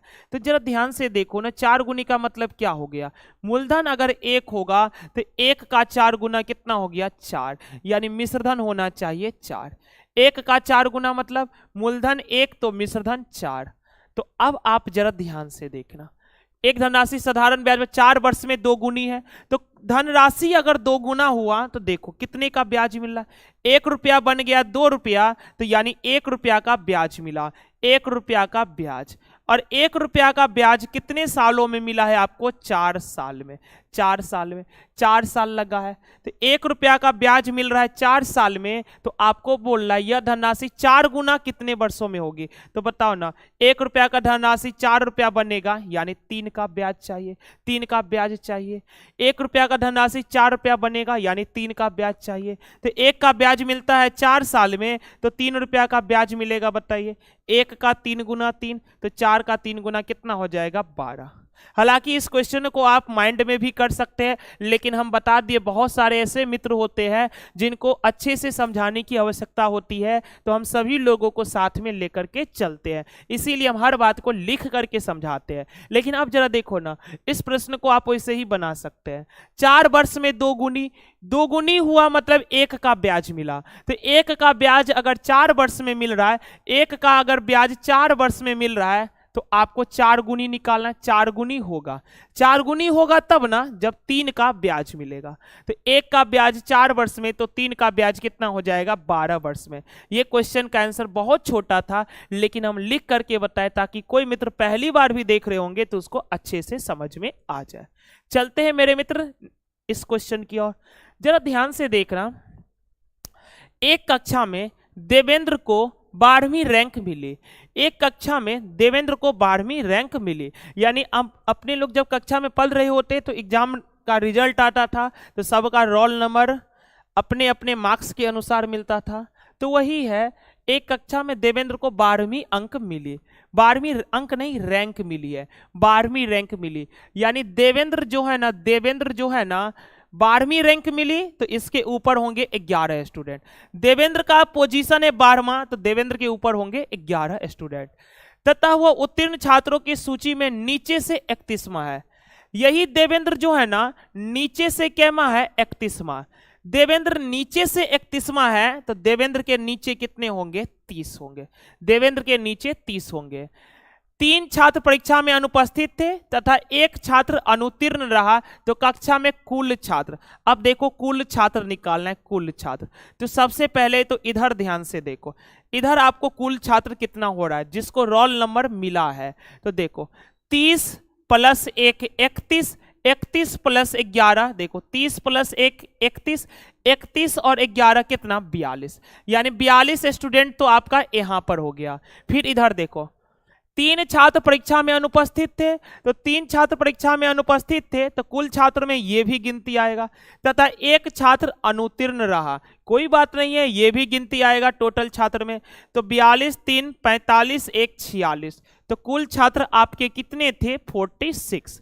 कुल छात्रों की संख्या 46 है। जरा देखें तो कितने सारे लोगों का सही जवाब है 46। चलिए 46 चलिए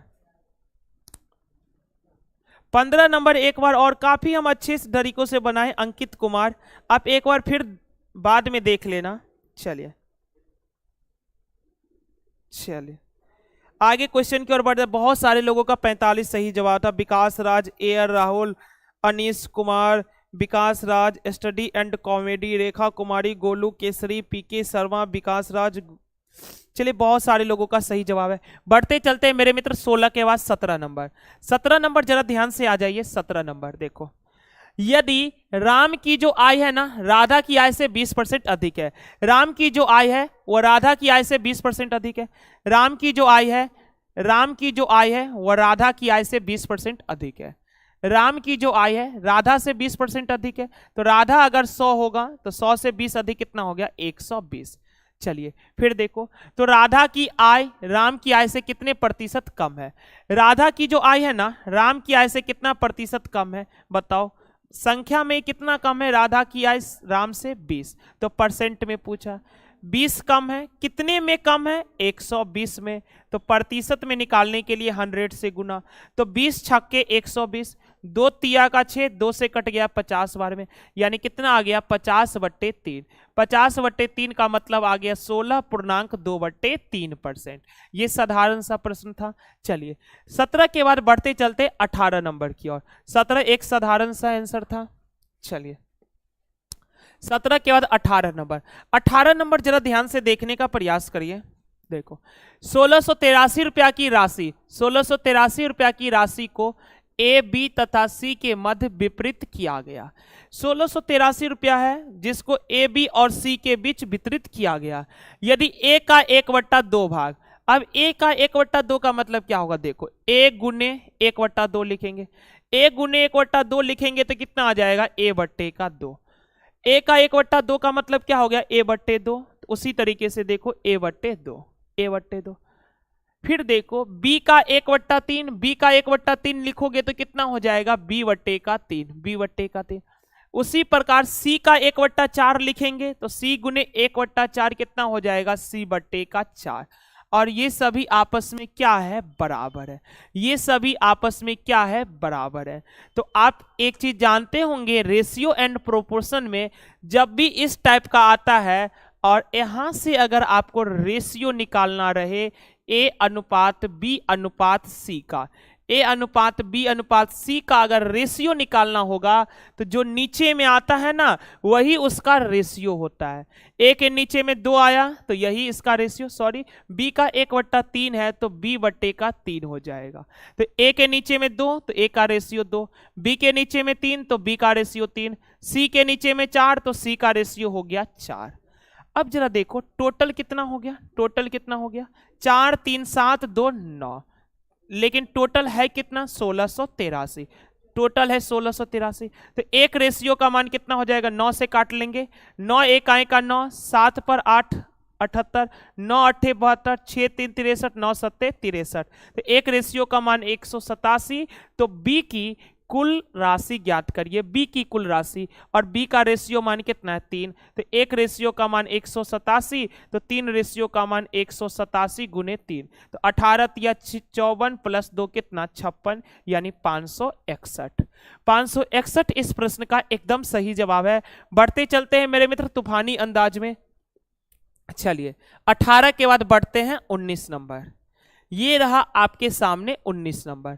19 नंबर जरा ध्यान से देखने का प्रयास करना। 19 नंबर देखो, 10% वार्षिक चक्रवृद्धि दर पर, 10% वार्षिक चक्रवृद्धि दर पर 1000 रुपया कितने वर्षों में 1331 रुपया हो जाएंगे। देखो ब्याज दर है 10%, तो 1000 रुपया का राशि कितने वर्ष में 1331 हो जाएगा। देखो मूलधन आपको दिया गया है 1000, मूलधन आपको दिया गया है 1000, और ये धनराशि कितना बन जाता है 1331, यानी मिश्रधन आपको दिया गया है, यानी मिश्रधन आपको दिया गया है 1331। आप एक चीज जानते होंगे, अगर हम मूलधन और मिश्रधन का रेशियो लेंगे तो वही होगा 1000 और 1331। लेकिन एक बात बताओ, ब्याज दर है 10% का, तो 10% का फ्रैक्शन वैल्यू कितना हो जाएगा 1/10, 1/10, यानी 10 से 11, 10 से 11 हो जाएगा। ब्याज दर है 10%, 10% का फ्रैक्शन वैल्यू 1/10, यानी 10 से 11। तो आपसे पूछा है कितने वर्ष में 1000 रुपया से 1331 रुपया हो जाएगा। अब बताओ 10 से 11 है, तो आपको 10 से 11 में ये रिलेशन दिख रहा होगा कि ये 1000 क्या है 10 का पावर 3, 1331 क्या है 11 का पावर 3। तो बताओ रेशियो 10 से 11 था, तो इसको पावर 3 करना है, तो कितने वर्ष का समय लगेगा 3 वर्ष का समय लगेगा। आपको यहां से पता चल गया 3 वर्ष का समय लगा। लेकिन ये ऐसा डाटा सेट किया है ना कि कोई भी अगर कंपटीशन का बंदा अगर देखेगा ना सीधे मार देगा 3 साल। इस क्वेश्चन में ज्यादा समय देने की आवश्यकता नहीं है। कोई भी कंपटीशन का स्टूडेंट होगा सीधे मार देगा 3 साल, क्योंकि उन लोगों की यादें होता है 1000 से 1331 का मतलब 3 साल होता है। चलिए आगे बढ़ते हैं।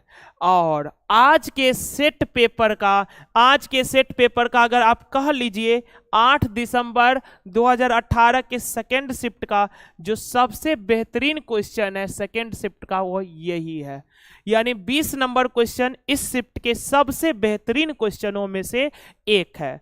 और आप सभी लोग ध्यान पूर्वक समझने का प्रयास करिएगा, हम अच्छे से समझाते हैं। चलिए थोड़ा सा आप सभी लोग प्रयास भी करिए, एक बार क्वेश्चन को पढ़ भी लीजिए ध्यान से।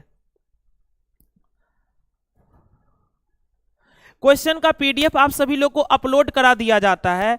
जैसे मैथ रीजनिंग जब दोनों हो जाता है ना, तो उस क्वेश्चन का पीडीएफ आप लोगों को अपलोड करा दिया जाता है। क्वेश्चन नोट करने की आवश्यकता नहीं है। जैसे आज मैथ का डिस्कशन हो रहा है तो कल रीजनिंग का डिस्कशन होगा, दोनों का पीडीएफ एक ही साथ ज्ञान बिंदु जीएस एकेडमी पटना 2 के नाम से टेलीग्राम चैनल है, उस पर अपलोड करा दिया जाएगा। क्वेश्चन उतारने की जरूरत नहीं है आप सभी लोगों को। आइए, ये क्वेश्चन काफी शानदार है, इसको समझ करके बनाते हैं, हम समझाते हैं, आप अच्छे से समझना।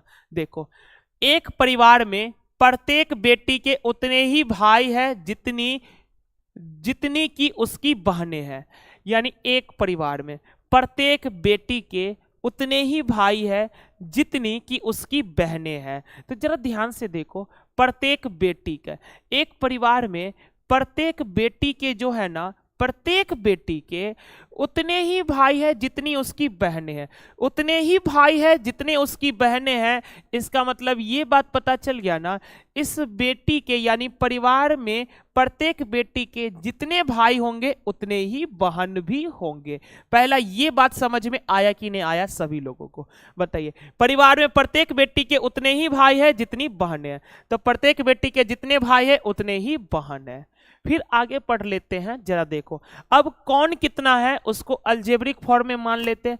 तो हम मान लेते हैं बेटा, हम मान लेते हैं, देखो बेटा कितना है परिवार में x, क्योंकि हर बार प्रश्न में देखोगे ना तो बेटा और बेटी से ही रिलेट किया है, प्रत्येक बेटी को यहाँ पर, और फिर देखो प्रत्येक बेटे को। तो हम सभी लोग मान लेते हैं कि परिवार में कितने बेटा है x, कितने बेटा नहीं है बेटे लिखे, थोड़ा सा इज्जत देना पड़ेगा लैंग्वेज का।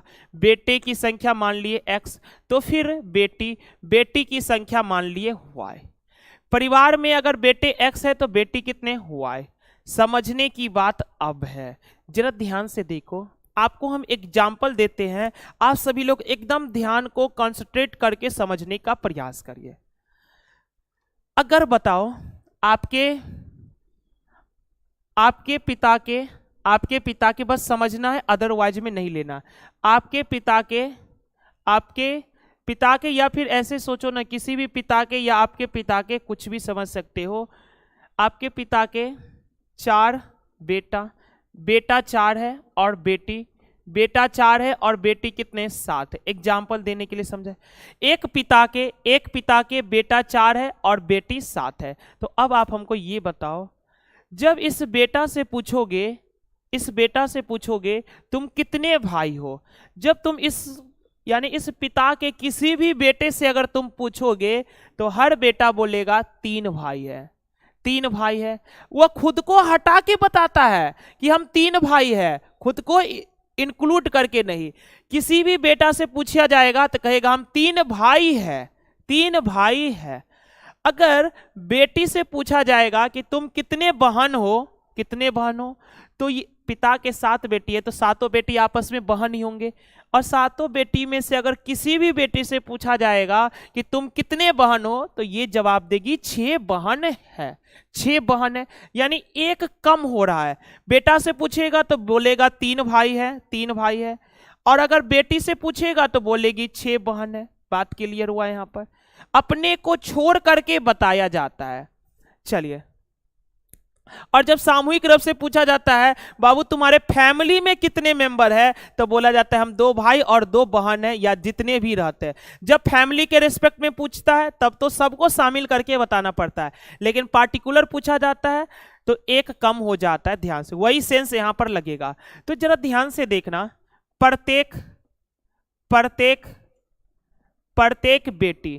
प्रत्येक बेटी के हम एक एक चीज आपको समझा करके लिख रहे हैं। प्रत्येक बेटी के बताओ, बेटी के y-1 बहने, y-1 बहने और y-1 बहने और x भाई होंगे। और कितने भाई होंगे? x भाई होंगे। x भाई, ये इस शिफ्ट का सबसे बेहतरीन क्वेश्चन है, समझ करके बनाना। प्रत्येक बेटी के बताओ, बेटी अगर y है तो एक कम बहनें होंगे, y-1 बहनें और x भाई होंगे। अब बताओ, बेटी से अगर पूछेगा कि कितने भाई है तो उन सारे मतलब अपने भाई को गिनती करेगा। किसी बहन से अगर पूछेगा कितने भाई है तो सारे के सारे भाई को वह बताता है। उसी तरीके से प्रत्येक बेटी के y-1 बहनें और x भाई होंगे। उसी तरीके से प्रत्येक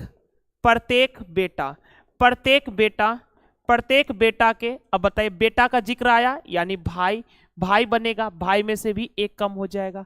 तो बताइए x-1 भाई, और जब बहन के बारे में पूछेगा तो जितना है सब बताएगा, और y बहनें है और y बहनें होंगे। हम आपको ये चीज लिख दिए ताकि आप अच्छे से समझिएगा। चलिए, अब देखोगे ना प्रश्न अब बन गया, बस यहाँ पर समझना इंपॉर्टेंट था। आइए ना जरा देखो, पहला लाइन में क्या बोला है, एक परिवार में प्रत्येक बेटे के उतने ही भाई है जितनी उसकी बहनें हैं। यानी भाई और बहन की संख्या क्या है? आपस में बराबर। तो देखो ना, भाई और बहन की संख्या बराबर है। किसके? प्रत्येक बेटी के भाई और बहन की संख्या बराबर है प्रत्येक बेटी के। तो प्रत्येक बेटी के y-1 बहनें हैं और x भाई है, ये आपस में क्या होंगे? बराबर। प्रत्येक बेटी के उतने ही भाई हैं जितनी बहनें हैं, तो प्रत्येक बेटी के y-1 बहनें हैं और x भाई है। चलिए, तो जरा ध्यान से देखो, y-x, ये -1 उधर चला जाएगा तो प्लस का 1 आ जाएगा। फिर जरा ध्यान से देखो, प्रत्येक बेटे की बहनों की संख्या, प्रत्येक बेटे, अब बेटे के सेंस में आ जाओ, प्रत्येक बेटे की बहनों की संख्या, प्रत्येक बेटे के बहनों की संख्या मतलब हुआ है, प्रत्येक बेटे के बहनों की संख्या मतलब हुआ है, y जो है ना, उसके भाई मतलब x-1, उसके भाइयों की संख्या की 2 गुनी है। यानी y जो है किसके बराबर है? x-1 क्या 2 गुना, यहां पर लिखा है। प्रत्येक बेटे के बहनों की संख्या मतलब y, भाइयों की संख्या से 2 गुनी है, तो भाई की संख्या x माइनस 1 का 2 गुना है। तो यहां पर कैलकुलेट करते हैं, y बराबर कितना हो जाएगा 2x माइनस का 2, तो ये -2 इधर आ जाएगा, प्लस हो जाएगा, तो 2x माइनस का y। देखो एक समीकरण यहां बना, दूसरा समीकरण यहां बना, तो देखो ना हम एडजस्ट कर लेते हैं, इसको इधर ले आते हैं, तो देखो 2 बराबर क्या लिखोगे 2x माइनस का y, 2x माइनस का y बराबर 2 बराबर क्या 2x माइनस का y। अब आप जरा देखोगे तो माइनस y से प्लस का y खत्म हो गया। देखो 2x और माइनस x कितना हो जाएगा, x बराबर 2 प्लस 1 कितना हो जाएगा 3, यानी x का मान आपको निकला कितना 3। तो आपसे यही पूछ रहा था कितने बेटे हैं और बेटे की संख्या को x माने, यानी x बराबर कितना आ गया 3।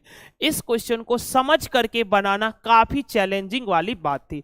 अगर आंसर याद है तब तो कोई फर्क नहीं पड़ता, लेकिन समझ करके बनाना इस क्वेश्चन को काफी। x से सेटिस्फाई नहीं है सर, गोलू केसरी समझ में नहीं आ रहा है ये क्वेश्चन, तो हम बोले ना इस शिफ्ट का सबसे बेहतरीन क्वेश्चन ये है। अगर एक बार में नहीं ना समझ पाए तो आप सभी लोग दोबारा देखना, हम एकदम अच्छे पॉइंट से आपको समझाने का प्रयास किए, एग्जाम्पल दे करके इस तरीके से समझाने का हम प्रयास किए ताकि आपको समझ में आया। अगर फिर भी दिक्कत है ना, ये इस शिफ्ट का सबसे चैलेंजिंग क्वेश्चन था बनाने के रिस्पेक्ट में। अगर आपको दोबारा समझने की आवश्यकता है तो आप लोग दोबारा जरूर समझिएगा, लेकिन हम आपको अच्छे तरीके से समझा, एक बार आप रिकॉर्डेड सेक्शन में जाकर के ना देख लेना। चलिए, और तो इस क्वेश्चन में कोई दिक्कत नहीं, हमने आपको अच्छे से सब चीज डिस्कस किया। प्रत्येक बेटी के भाई और बहन बराबर थे, बेटे की संख्या x मान लिए, बेटी की संख्या y मान लिए। अब देखो प्रत्येक बेटी के y-1 बहन, एक कम बहनें होंगे और भाई तो पूरा के पूरा होंगे। आप ही बताओ, अगर आप अपने पिता के बेटा है और आपके पास अगर 4 बहन है तो आपसे पूछेगा कितने बहन है, तो 4 बहन है, यानी जब बेटा के केस में आएगा तो बहन का वो पूरा संख्या बताता है जो कि y है। फिर देखो अगर बेटी से पूछेगा तुम कितने भाई हो, तो पूरा का पूरा संख्या बताएगा, x बेटा है जो कि भाई बनेगा। बेटा और बेटी आपस में क्या बन जाएंगे, भाई और बहन। इस बात का ध्यान रखना, बेटा और बेटी ही आपस में क्या बनेंगे, भाई बहन। एक पिता के रिस्पेक्ट में तो ये बेटा बेटी कहलाएंगे, लेकिन भाई बहन के रिस्पेक्ट में क्या कहलाएंगे, ये दोनों भाई बहन कहलाएंगे। ये इस शिफ्ट का सबसे बेहतरीन प्रश्न था। अब देखिए ना, अब एकदम आसान क्वेश्चन है। चलिए, एक दुकानदार जो है ना 1600 रुपया में 20% की हानि पर एक साइकिल बेचता है, यानी 1600 रुपया में जो है ना 20% की हानि पर एक साइकिल बेचता है। तो जब कोई 20% के हानि पर बेचता है मतलब 80% पर बेच रहा है, 80% पर बेच रहा है, तो आपको निकालना है वह साइकिल किस मूल्य पर बेची जाए कि उसे 15% का लाभ हो। इसको कितना परसेंट का लाभ कमाना है, 15% का लाभ कमाना। तो जब 15% का लाभ कमाना है यानी इसको बेचना पड़ेगा 115% में। तो आप निकाल लीजिए ना, देखो 20 चौका 80, 20 चौका 80 क्या 80 दूनी, सीधे काट लेते, देखो सीधे काटते, 80 दूनी कितना हो गया 160, यानी 20 बार में कट जाएगा। 80 दूनी 160, पीछे 0 है। अब देखो 115 गुने 20 कितना हो जाएगा 2300, 115 गुने 20 कितना हो गया 2300। इसका परसेंट से इसका परसेंट खत्म। ये काफी सिंपल प्रश्न था। 21 के बाद बढ़ते हैं 22 नंबर। 22 नंबर जरा ध्यान से आ जाइए, ये क्वेश्चन जरा बताने का प्रयास करना इसका आंसर। इसको भी अगर आप ध्यान से नहीं ना बताइएगा तो आप गलत कर सकते हैं। 22 नंबर भी अच्छा क्वेश्चन है। चलिए, रीजनिंग का क्लास कल ना होगा, चलिए रीजनिंग का क्लास कल होगा। चलिए, ये वाला जो क्वेश्चन था 20 नंबर, वो आप लोग एक बार और वॉच कर लीजिएगा ना, अच्छे से क्लियर हो जाएगा। काफी बेहतरीन क्वेश्चन था ये। 30 क्वेश्चन मैथ में से सबसे बेहतरीन वही था। जैसे देखो 0.3 जो है ना 0.3 कितने गुना बड़ा है 0.003 से। 0.3 जो है कितना गुना बड़ा है 0.03 से। तो जरा ध्यान से देखना, दशमलव हटाएंगे तो कितने जीरो बैठेगा, 3 जीरो। दशमलव हटाएंगे 3 जीरो बैठेगा, इधर से दशमलव हटाएंगे 1 जीरो बैठेगा। अब आप जरा ध्यान से देखने का प्रयास करो, एक जीरो से एक जीरो कट गया, तो देखो 100 गुने 3 कितना हो गया 300, और इधर तो केवल 3 बच गया। तो 0.3 कितने गुना बढ़ा है 0.03 से, बताइए ये कितना आ गया 0.3 जो था वह कितना आ गया 3 का 100 गुना। कितना गुना आ गया ये 100 गुना। सबसे पहले कुछ नहीं किए, देखो डिसमल के बाद 3 अंक है 3 जीरो बैठा दिए, डिसमल के बाद 1 अंक है 1 जीरो बैठा दिए, 1 जीरो से 1 जीरो कट गया तो 100 या 300, यहाँ तो 3 बच गया। तो बताइए ये 3 का कितना गुना है 100 गुना। तो 22 नंबर क्वेश्चन भी आपके लिए इजी ही था, अब इजी ही पूछे गए। 22 के बाद 23 नंबर आ जाइए। 23 नंबर जरा ध्यान से देखने का प्रयास करिएगा, एवरेज का प्रश्न है। तो जरा देखना, 6 व्यक्तियों का औसत वजन 1 किग्रा बढ़ जाता है। अब अगर 6 व्यक्तियों का औसत वजन अगर 1 किग्रा बढ़ गया तो कितना बढ़ गया, कितना बढ़ा, जरा देखो कितना बढ़ा, कितना बढ़ा, कितना बढ़ा। देखो 6 व्यक्ति है और प्रत्येक व्यक्ति का ना औसत वजन 1 केजी बढ़ गया, तो 6 का 6 व्यक्ति में अगर 1 केजी बढ़ा है तो 6 गुने 1 बराबर कितना 6 केजी, यानी टोटल वृद्धि कितना हो गया 6 केजी का। अब ये 6 केजी का जो वृद्धि हुआ है टोटल में वह क्यों हुआ है, उसका कारण जरा देख लो ना। 6 व्यक्तियों का औसत वजन 1 किग्रा बढ़ जाता है, क्यों, जब एक 60 किग्रा वाले व्यक्ति को नए व्यक्ति के साथ बदला जाता है, यानी एक 60 केजी वाला व्यक्ति जाता है और उसके स्थान पर एक नया व्यक्ति आता है। 60 केजी वाला एक व्यक्ति जाता है और उसके स्थान पर एक नया व्यक्ति आता है ना, तो 6 व्यक्तियों का औसत वजन में 1 किग्रा बढ़ जाता है। अब 6 केजी टोटल बढ़ेगा तभी जब जाने वाला गया है 60 केजी वाला तो आएगा ज्यादा केजी वाला। तो आप ही बताओ नए व्यक्ति का वजन, नए का वजन, नए का वजन, सबसे पहले देखो नए का वजन ये 60 केजी का गया है तो 60 केजी का तो अइबे करेगा, 60 केजी का अइबे करेगा, और उसके आने से टोटल 6 केजी का वृद्धि हो गया तो 60 प्लस 6 यानी 66 केजी का आने वाला होगा। 66 केजी का आने वाला होगा तभी तो वजन में 6 केजी का वृद्धि होगा। चलिए ये भी काफी एवरेज का प्रश्न था। अगर याद करिएगा कल के शिफ्ट में भी एक एवरेज का प्रश्न था और इस प्रश्न का जवाब कितने सारे लोगों ने सही सही जवाब दिया है। चलिए बहुत सारे लोगों ने 66 जवाब दिया। चलिए कुछ लोगों ने 65 तो नहीं, 100 लालू यादव 100, लालू यादव यहाँ पे 100 किसका आप जवाब दे रहे हो। चलिए आगे बढ़ जाते हैं। एक स्टूडेंट 8 इयर्स होगा सर, वो आंसर रॉन्ग था। किस क्वेश्चन का आंसर बता रहे हो विकास राज, 8 इयर्स होगा सर, कौन सा 8 ईयर होगा,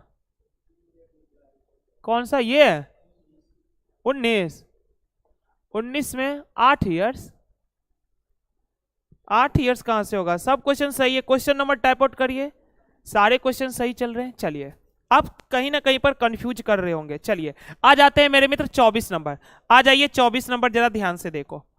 यदि क्रय मूल्य जो है ना विक्रय मूल्य का 80% है, क्रय मूल्य जो है वह विक्रय मूल्य का 80% है, जरा ध्यान से देखो क्रय मूल्य जो है ना विक्रय मूल्य का 80% है। तो मान लेते हैं विक्रय मूल्य 100 है तो क्रय मूल्य कितना होगा इसका 80%, तो 100 का 80% कितना हो गया 80। क्रय मूल्य विक्रय मूल्य का 80% है, विक्रय मूल्य 100 है तो क्रय मूल्य 80 है। तो लाभ प्रतिशत क्या होगा, लाभ प्रतिशत आपसे पूछा, बताओ ना। खरीदे हो 80 रुपया में और बेचे हो 100 रुपया में तो लाभ कितने रुपया का हुआ। 80 रुपया में आप खरीदे हो और बेच रहे हो 100 रुपया में तो लाभ हुआ है आपको कितना 20 रुपये का। 80 रुपये की वस्तु को 100 रुपया में बेचिएगा तो 20 रुपया का लाभ होगा।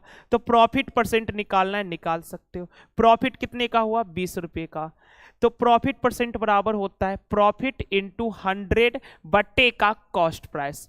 कॉस्ट प्राइस कितना है 80, तो 80 देखो 20 चौका 80 और 4 से कट गया 100, कितनी बार में 25 बार में, यानी कितने परसेंट का लाभ हो गया है तो 25% का लाभ हुआ। चलिए ये काफी सिंपल सा प्रश्न था, बहुत ही बेसिक प्रश्न था ये। आगे बढ़ते चलते हैं मेरे मित्र 24 के बाद 25 नंबर, ये काफी सिंपल था। 24 के बाद 25 नंबर, 25 नंबर जरा देखो, ये क्वाड्रेटिक इक्वेशन द्विघात समीकरण है तो आपको x का मान यहां पर निकालना है। जरा देखो, एक तो सबसे अच्छी बात है कि आप यहां पर कोई भी वैल्यू रख करके सेटिस्फाई कर लीजिए, कोई भी वैल्यू रख करके सेटिस्फाई कर सकते हैं। जैसे देखो x बराबर 8 रखेंगे तो 8 का स्क्वायर माइनस 8 गुने 8 कितना हो गया 64। तो 64, 8 का स्क्वायर भी 64। देखो x बराबर अगर हम लोग 8 रखे ऑप्शन ए से, तो देखो 8 का स्क्वायर माइनस 8 गुने 8 कितना हो गया 64। देखो x का स्क्वायर मतलब 8 का स्क्वायर 64, 8 गुने 8 कितना हो गया 64। तो 64 माइनस 64 कितना आना चाहिए 0, लेकिन है 16। तो ये ए नंबर तो कभी नहीं हो सकता। अब बी नंबर सेटिस्फाई कराते, x के जगह 6 रख देंगे, 6 का स्क्वायर 36, 8 गुने 6 हो जाएगा 48, और 36 में से 48 घटेगा तो -12 आएगा, जो कि यहाँ पर -16 है, तो ये भी नहीं हुआ। तो ए और बी दोनों नहीं हुआ। अब डी नंबर को सेटिस्फाई कराते हैं, x बराबर 4 रख लिए तो 4 का स्क्वायर 16, x के जगह 4 रख लिए तो 8 चौका कितना हो गया 32, और 16 में से 32 घटेगा तो कितना आ गया -16। यानी ये जो ऑप्शन था ना डी में जो 4 था, ये आपका सही जवाब था। एक तो तरीका ये था जो कि हम लोग सभी लोग बाय ऑप्शन कर लिए, x बराबर 4 रखे ना तो फुलफिल कर लिया। नहीं तो आप द्विघात समीकरण को सॉल्व कर सकते हो। देखो एक्स स्क्वायर माइनस का 8x, ये -16 इधर आएगा तो प्लस का 16 बराबर का 0। अगर आप थोड़ा सा देखेंगे ना तो ये a माइनस बी का होल स्क्वायर है। अगर आप थोड़ा सा देखेंगे तो ये a माइनस बी का होल स्क्वायर है। देखो ये है a स्क्वायर, ये है b स्क्वायर, और ये है माइनस का 2ab। ध्यान से देखो ना, a के स्थान पर x, b के स्थान पर 4, तो 2ab 2a के स्थान पर x और b के स्थान पर 4, तो 2 चौका 8 आपको दिखता हुआ नजर आ रहा है। यानी ये जो है ना ये a माइनस बी का होल स्क्वायर है, और कितने का, तो x माइनस 4 का होल स्क्वायर है बराबर का 0। तो x माइनस 4 का होल स्क्वायर बराबर 0, यानी x माइनस 4 बराबर 0, तो x बराबर कितना आ गया 4। तो यहां से भी आप बना सकते हो। पहला तरीका था बाय ऑप्शन कर लीजिए, नहीं तो आप इसको क्वाड्रेटिक इक्वेशन से सॉल्व करिए। चलिए बढ़ते हैं मेरे मित्र 25 के बाद 26 नंबर की ओर। 26 नंबर आ जाइए। 26 नंबर आपके सामने ये रहा, जरा ध्यान से देखना।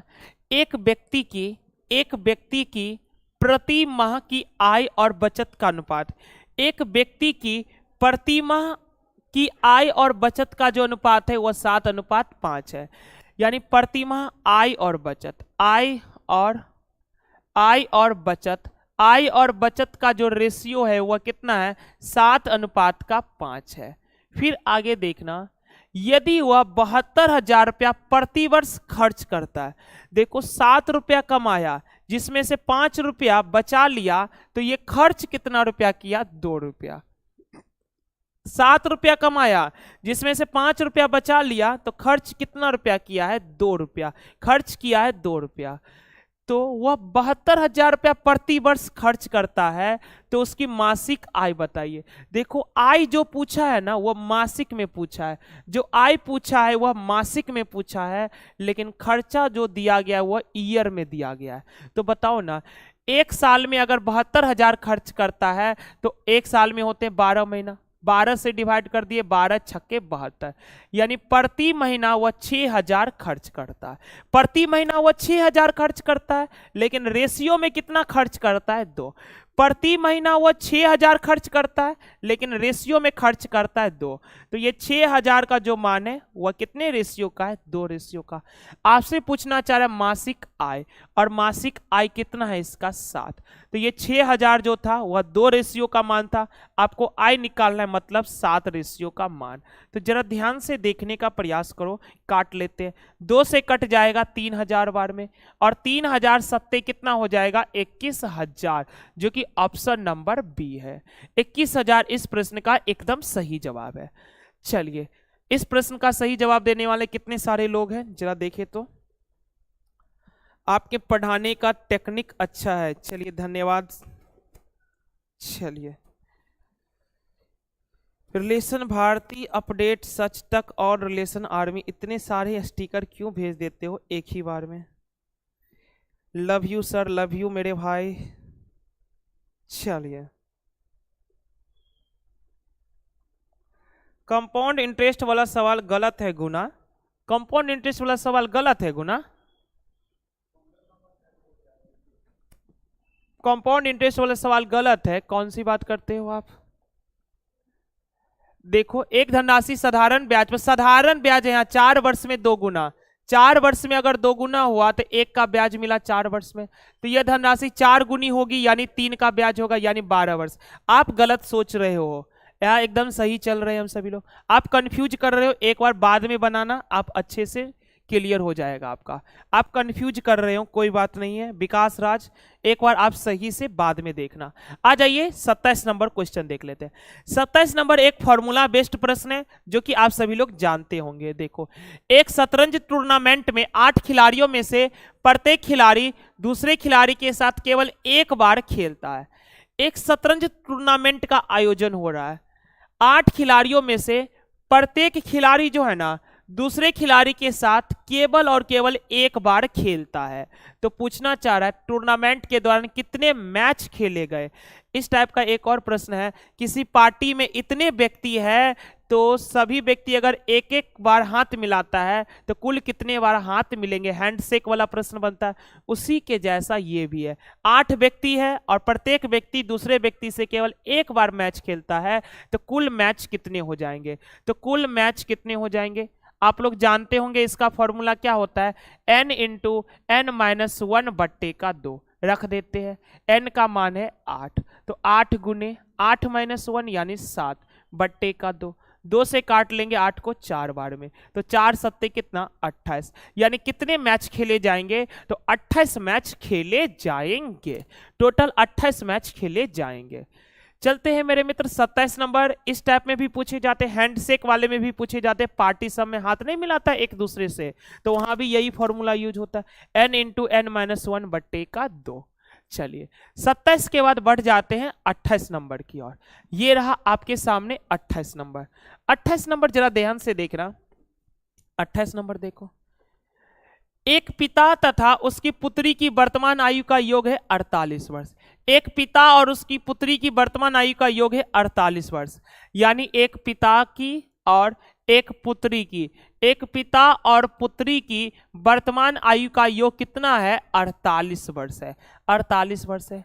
जबकि पिता तथा पुत्री की आयु में अंतर है 24 वर्ष, पिता और पुत्री की आयु में अंतर है 24 वर्ष। देखो पिता और पुत्री, पिता और पुत्री की आयु में अंतर कितने वर्ष है, 24 वर्ष है। पिता और पुत्री की आयु में अंतर है 24 वर्ष।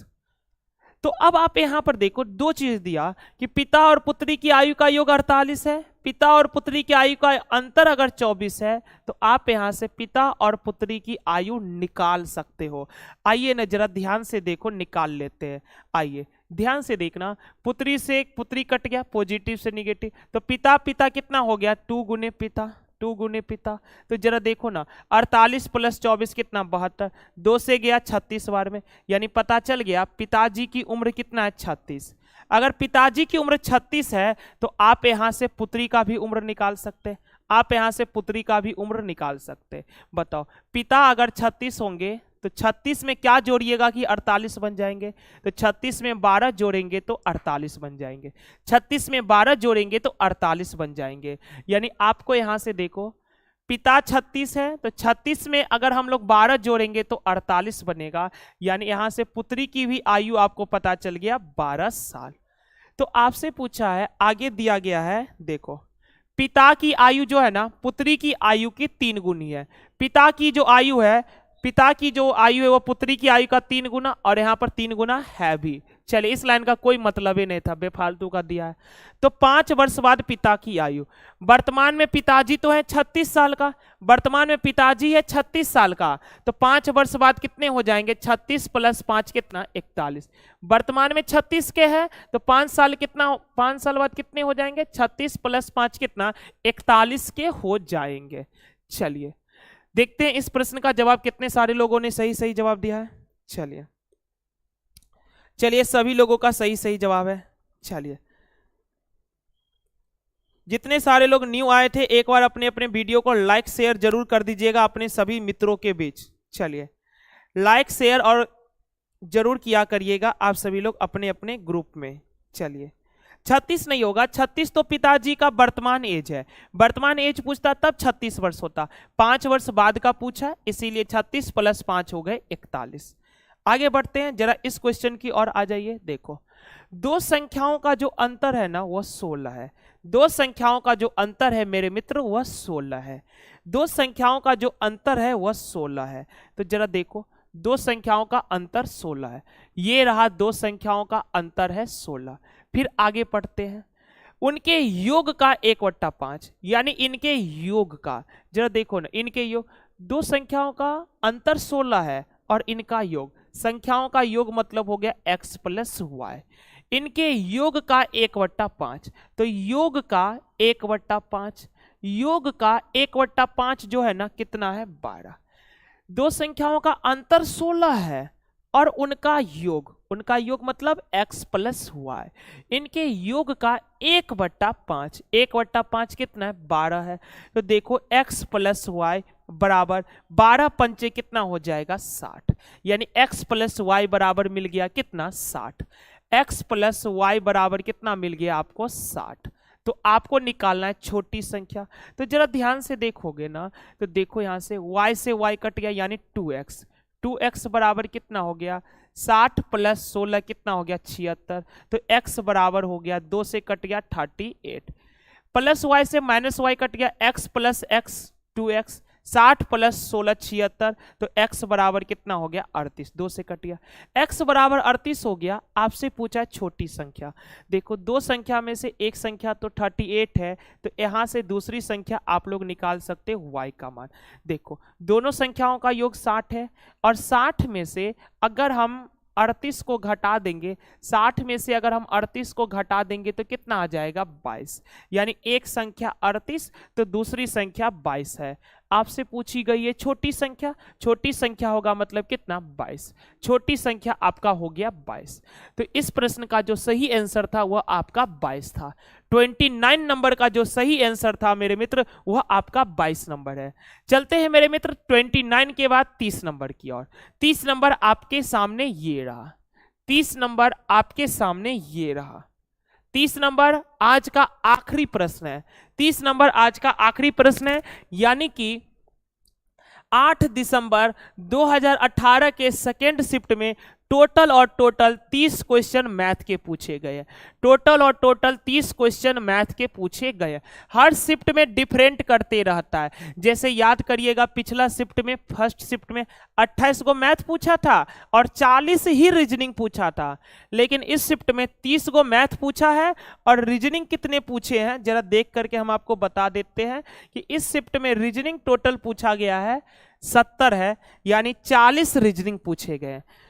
फर्स्ट शिफ्ट में भी 40 रीजनिंग, सेकेंड शिफ्ट में भी 40 रीजनिंग, लेकिन फर्स्ट शिफ्ट में 28 मैथ और सेकेंड शिफ्ट में 30 गो मैथ पूछा गया है। तो हर शिफ्ट में वेरिएशन करते रहता है, इस शिफ्ट में इतना पूछता है, दूसरे शिफ्ट में इतना पूछ लेता है, कोई फर्क नहीं पड़ता है। चलिए आ जाइए, आज हम लोग का मैथ का लास्ट क्वेश्चन है, तो जरा ध्यान से देखो। आ जाइए, 5 क्रमागत सम संख्याओं का औसत कितना दे रखा है 22। इस टाइप का क्वेश्चन पहले भी आया था। देखो, 5 संख्या, ये पहली है, ये दूसरी है, और ये रहा आपके पास तीसरी है, ये रहा आपके पास चौथी है, और ये रहा आपके पास पांचवी है। तो जरा ध्यान से देखने का प्रयास करो। 5 क्रमागत सतत सम संख्या है, 5 क्रमागत सम संख्या है, 5 क्रमागत सम संख्या आप जानते होंगे। देखो, 2 के बाद क्रमागत संख्या 4, 4 के बाद 6, 6 के बाद 8, इसी तरीके से चलते रहा। कितने की वृद्धि हो रही है 2 का वृद्धि हो रहा है। फिर 4 से 6 हुआ यानी 2 का वृद्धि हो रहा है। फिर 6 से 8 हुआ 2 का वृद्धि, फिर 8 से 10 2 का वृद्धि, यानी इसी तरीके से 2 वृद्धि चलते रहता है। तो अगर हम लोग मान लेते पहली संख्या x है तो दूसरी सम संख्या होगा x प्लस 2, क्योंकि 2 की वृद्धि होते जा रहा है। फिर तीसरी हो गया, 2 में 2 जोड़ देंगे 4, फिर चौथी हो गया, 4 में 2 जोड़ देंगे तो 6, फिर 6 में 2 जोड़ देंगे तो 8 हो गया। अब देखो, पांचों सम संख्या पता लग गया। इनका औसत दे रखा है 22। इनका औसत अगर 22 दे रखा है तो हम सभी लोग टोटल निकाल सकते हैं। नहीं तो आप ये भी जानते होंगे कि क्रमागत संख्याओं का औसत होता है बीच वाला, क्रमागत संख्याओं का औसत होता है बीच वाला। तो यही आपका औसत है x प्लस 4। x प्लस 4 का वैल्यू कितना दे रखा है 22। तो x का वैल्यू कितना हो जाएगा, 22 में से 4 घट गया तो कितना 18, यानी x का वैल्यू आ गया 18। आपसे पूछा तीसरी सबसे बड़ी संख्या, तीसरी सबसे बड़ी, तो देखो सबसे बड़ी तो ये हुआ, सबसे बड़ी ये हुआ, नहीं तो एक चीज जानते हो यहां पर हम ये तो हम एवरेज से बता दिए। अब बहुत सारे बच्चे को अगर नहीं समझ में आया होगा, टेंशन नहीं लेना है। देखो 5 संख्याओं का एवरेज 22 दिया है, और आप जानते हो ये क्रमागत संख्या, क्रमागत संख्याओं का औसत होता है बीच वाला, तो अभी तो हमने औसत वाले तरीकों से बताया।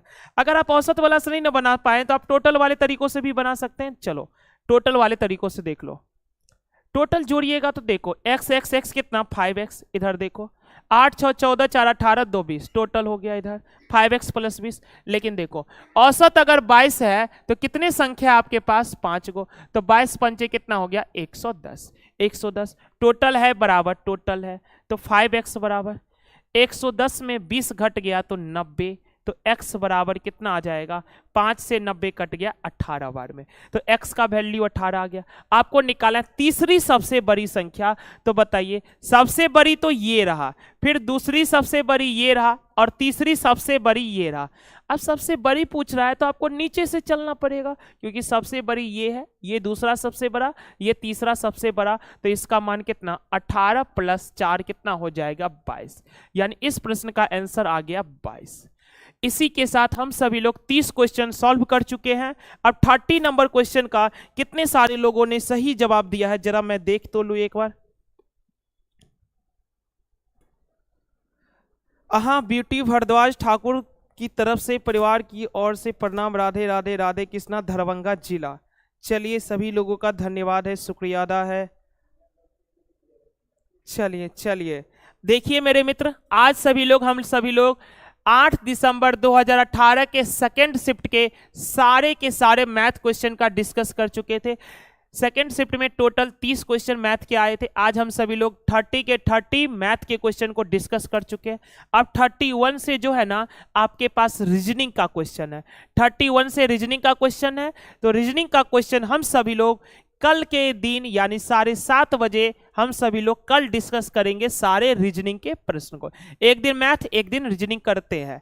चलिए तो कल हम सभी लोग रीजनिंग के प्रश्न को डिस्कस करेंगे, आज हम सभी लोग मैथ के क्वेश्चन को डिस्कस कर लिया। आज थोड़ा सा विलंब हो गया था YouTube लाइव होने में, लेकिन कल आप लोगों के अपने निर्धारित समय 7:30 बजे लाइव हो जाएंगे। आज थोड़ा सा विलंब हो गया था, लेकिन कल से अपने समय पर स्टार्ट होगा 7:30 बजे। तो आप सभी लोग अपने दोस्तों के ग्रुप में एक बार शेयर कर दीजिए कि ये प्रीवियस ईयर के क्वेश्चन है, उनको भी हेल्प हो जाएंगे। तो सभी लोग एक बार अपने दोस्तों के ग्रुप में शेयर कर दीजिएगा।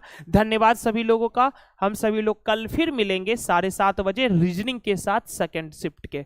चलिए तब तक के लिए आप सभी लोग पढ़ते रहिए, रिवीजन करते रहिए, मुस्कुराते रहिए। फिर कल मिलेंगे। गुड नाइट सभी लोगों का।